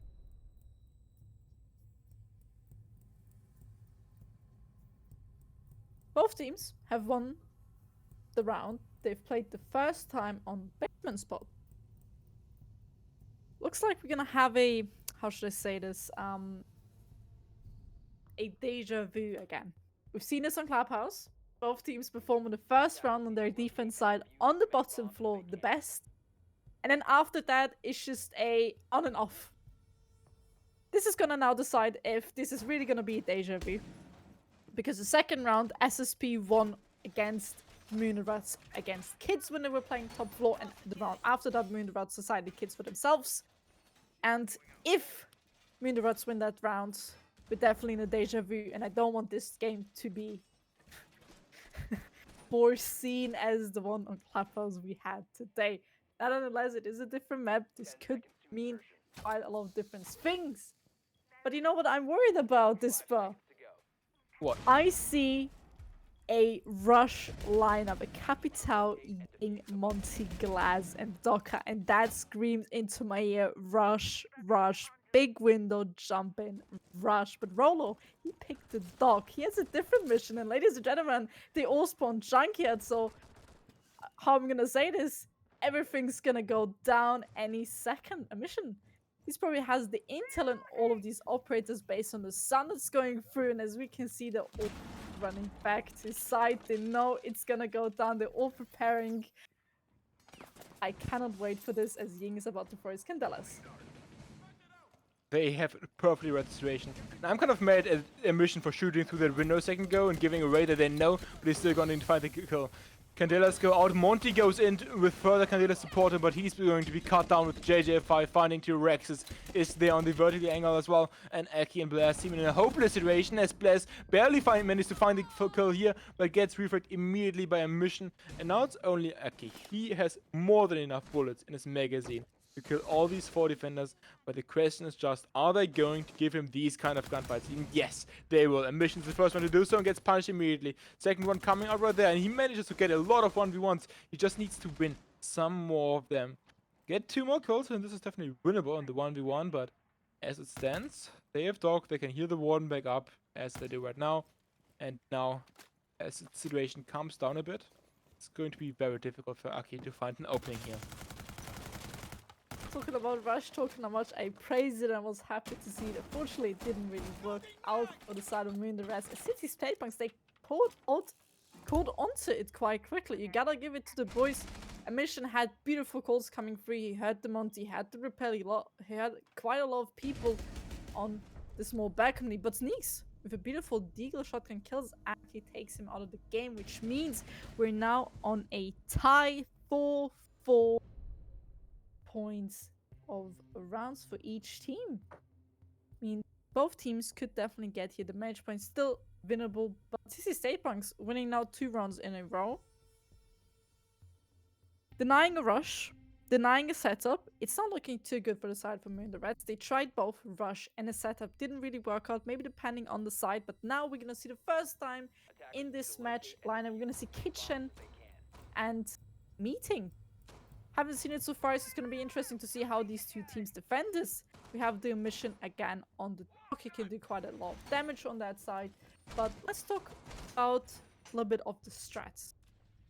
Currently, on the side from CC State Punks, we have a mission with 8 kills, 8 deaths, being the top fragger, most performing person. JJ is with 7, 5 close next to that. On the side of Moon the Rats, we have our beautiful Blast with 8 kills as well, 5 deaths.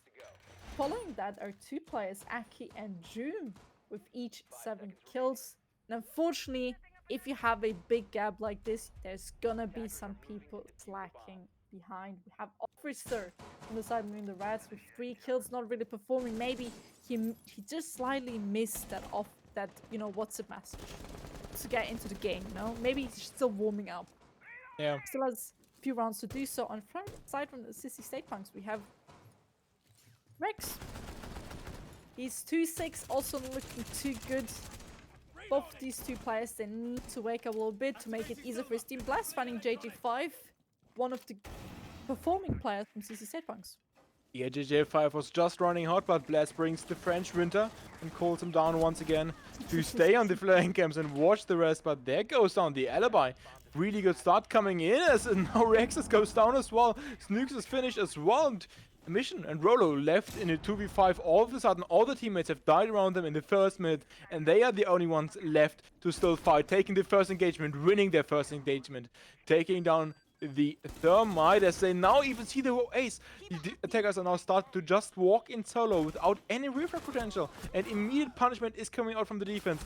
But now Jum is starting to fight back as well until he's punished by Rolo now, and Rolo alone. Tough spot. The hedge is a big position, but if he manages to take down Aki, this is a very good position for him, as both sides are kind of playing Mexican standoff here. Neither side really wants to engage too hard. They both kind of want the situation to de-escalate. Freeze again. Allow this officer time to pick up the diffuser and move in, as he's doing so right now. Now Roller is forced into action. He can't allow this diffuser to go down, or it's going to be in a very rough spot.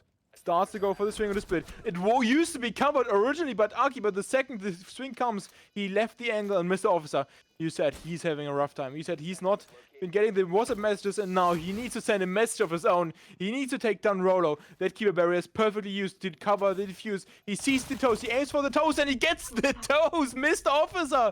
The feet man taking down Rolo and covering his diffuser when it counted. I'm just baffled about that round. Having such a great opening from the side for Moon the Rats, and then still it's coming down to a 1v1. You gotta give it to Sissy State Punks. From a 5v2 to a 1v1, that is quite of a performance.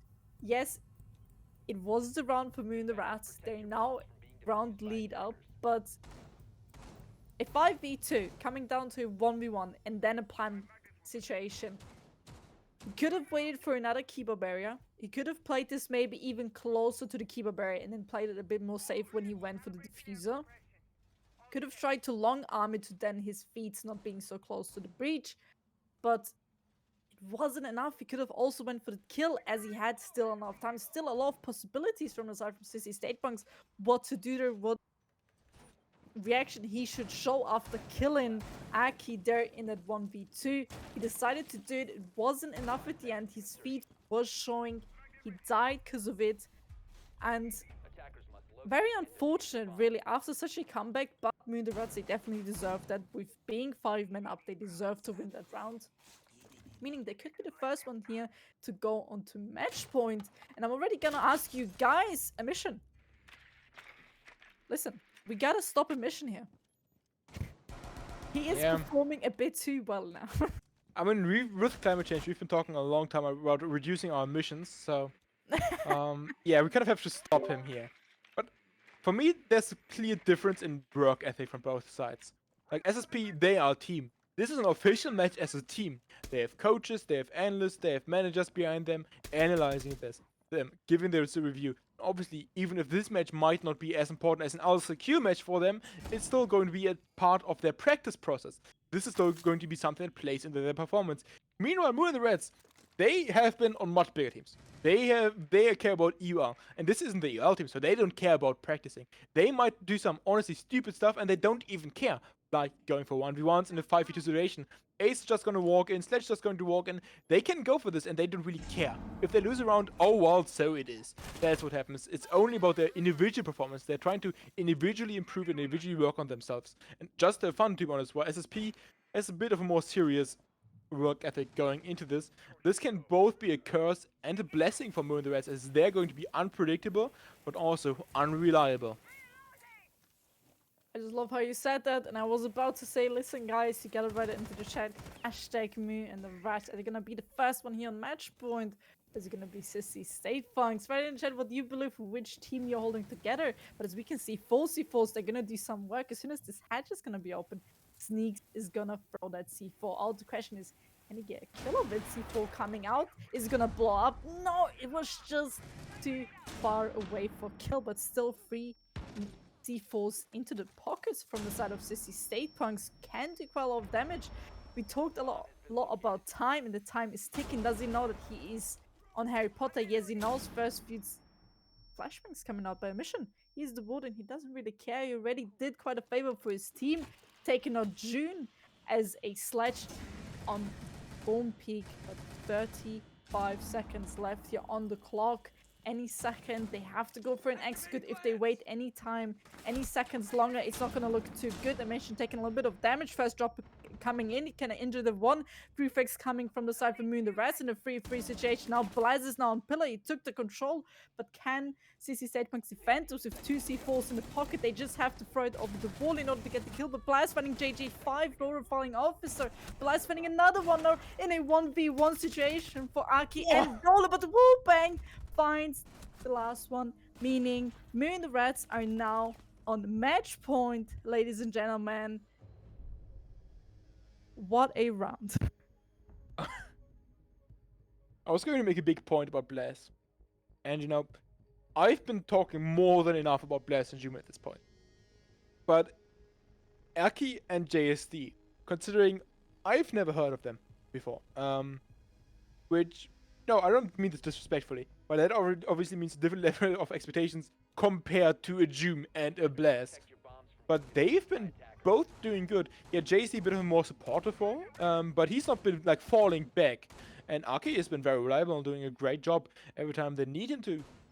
And he'd deservedly so put his team on match point. Now at SSP going back to kids, they don't want to repeat downstairs, surprisingly. I felt like it was going fairly well for them, and they would have managed to trade a mission there. That round would have definitely 100% been theirs. Still, they go back to the top, or back, yeah, they go back to the top, and they're trying to wager the chances here. You have been keeping nice track of the operators here and the scores. I think they won kids once so far, right? CC State Punks, yes.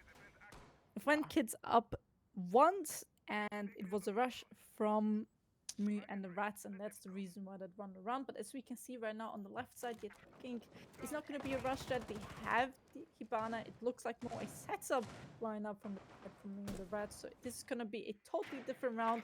They did win it, so this is good. How should I say, theoretically analytical stats for CC State Punks. It's sad to speak for itself, but JJ5 just running into the hands of June, giving themselves already the first man pick. First few flashbangs coming out from the side from the Reds, and they can be quite quicker. Yes, they have the match point, but they're also 2 rounds up. So if they lose this run, it's not going to be too hard on them. June finding another one on sneaks with a beautiful nade, now leaving Sissy State Punks in a 1v2 as Blast finds a mission. JD5 control and everything now up to Rakes here, but it's not going to be enough as JSD finds the last one for Sissy State Punks, meaning it is a 7-4, and it is end of the round as me and the Reds take this win on again. You can't see, but I'm shaking my head. A bit disappointed by the final round here. We had a really nice game. We had both sides having strong rounds, both sides building some momentum. But now when it came down to it, and it came down to match point, they were just overrun by, also I say heroic, overrun by Mu and the Reds. I'm not feeling that call to kids that much, but at the end of the day, I didn't expect, even when they went to kids, it to be that decisive as it was. But that's kind of the thing when you play against a team like Mu and the Reds. As I've said countless of times, they are very explosive, and when they go in hard, they go in fast, and they're going to swing you. And you might lose since you're playing people who have played at the invitational stages. As it is, gunfights were a bit awkward at the start. But that way, in even a very interesting match can end very, very quickly. It was very interesting. You gotta give it, there were quite a few 1v1 situations. I believe we had 3 1v1 situations. We had definitely 2 with the Azami planning on meeting, and then we had another one in the basement spot. Considering maybe top floor wasn't the best spot for the side for Sissy Statements, they should have maybe went downstairs. They lost a 1v1 because of the soft wall, which they haven't reinforced. Again, if that would have been reinforced around, maybe could have looked totally different, but it just comes down to the strat these players are having. Not unless you already said it, Moon the Reds, they're very explosive. If they go in, they're in. Everything's going to escalate. They already had quite a lot of lever with Heroic on their team, with June and Blaz. You said if these two perform, they'll perform. No matter who you are, they'll be in your way. And exactly that shows Blaz getting a 4K the round before the June, just finding their opening 2 kills in that round. JSD finding another 2 kills, Blaz finding the last one, or one of these 5 kills in that round, just makes it a lot easier for them. They work hard and they got it. At the end, they had a T1 experience, but also CC State Punks, you gotta give it to the boys. They tried, but quite a lot of mistakes also from their side. Should have been more communication, more crossfires, sometimes more refrag possibilities, especially on that attack bomb floor when they were the attacking team. Blitz running in, officer being in small tower, being unseen, and I believe it was the sledge played by Reeks. I believe it was him not getting the kill on the Jaeger, which then killed the Blitz, which then Aki was able to find. Just a lot of mistakes coming in one round, and that round could have been the round for the match point, which right now would have made it 6-5, for example, other rounds which they also didn't perform well on the attack. Just a few mistakes which you can't really have, especially in an official game. In a scrim, yes, but not official game. When you have a team like the Reds, you said they'll go in no matter what. If they make mistakes, they'll deal with it. A rush didn't work, they'll do it another time. They open up the hatch, they drop, they just walk on side because they can. Simply as that, they have flanks, they know they have to do it, so they will do it. Just very exciting that round. I can't really say much. It's just very unfortunate rounds to see. Yeah, the issue is what people have to understand when they're watching a game. We as the casters, we only see the tip of the iceberg. We see the final result. We don't see the process behind it. And as it stands, and purely from what I've seen, I have to question the map choice and the side choices being done on the side of SSP. When you're going up against a team like Moon and the Reds, I don't really want to go to Oregon normally, but I don't know what maps they're strong on. I don't have a lot of knowledge about their map pool in general. I don't know what maps they've performed well on. Maybe they just scrimmed Oregon and it went 12-0, maybe. We just don't know. I would also, question small things like the side pick of kids, but those are all small things, and they could have had very good reasons to do all these things, so I'm not going to judge them too harshly. But what I'm going to say is I'm going to compliment Moon and the Reds, as I feel like this time around, when we compare to the match against... Okay, I should have thought about the sentence before I said it, because I don't know who they played against on Bank. They played against Samron on Bank, the last time I casted them, and I can just try to stall while I look it up. And my main question is, why do you want to play Bank? If you are a project team, why do you even want to play Bank? And they've adjusted. They went to Oregon this time, which is a map that, in my opinion, fits them much, much better in terms of being very much easier to play as a project team or a fun team. And they were just able to bring out their guns, go and swinging, and they got rewarded with a victory. Exactly. But that is sadly the last game of today. There's not going to be any more games today. Only 2 for today. It was Playday 6 of the Major League from Vibrant League. We saw 4 teams today, getting a few more today. And do you have anything more to say about that match before? No. Oh, No, very, I have very nothing to lovely. say. Very, very beautiful. Gotta give it to you. I'd say that's it, ladies and gentlemen. I would leave you guys in a wonderful evening now. I'm going to thank you guys for watching. Thank you guys for supporting the teams. Always write in the chat, even though maybe your team, which you were rooting for, didn't win. At the end of the day, it is a learning process. I'm going to thank you, Dispo, for being my co-caster here for today. I'm going to thank Void for being the producer, Vivi for being the observer of today, and also to the teams who are playing, because they're making these videos, these observations, these casts, these streams, everything possible. I'm gonna wish you guys a wonderful night and see you guys next time we watch Vibrant League.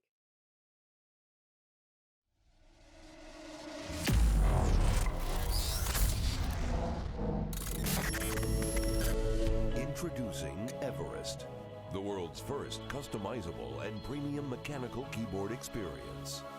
When designing Everest, we wanted to bring an uncompromised, highly personalized product to the market. We offer you maximum freedom of choice. Let us show you how. Comprised of CNC milled double aluminum faceplates, you'll immediately see and feel the exceptional build quality.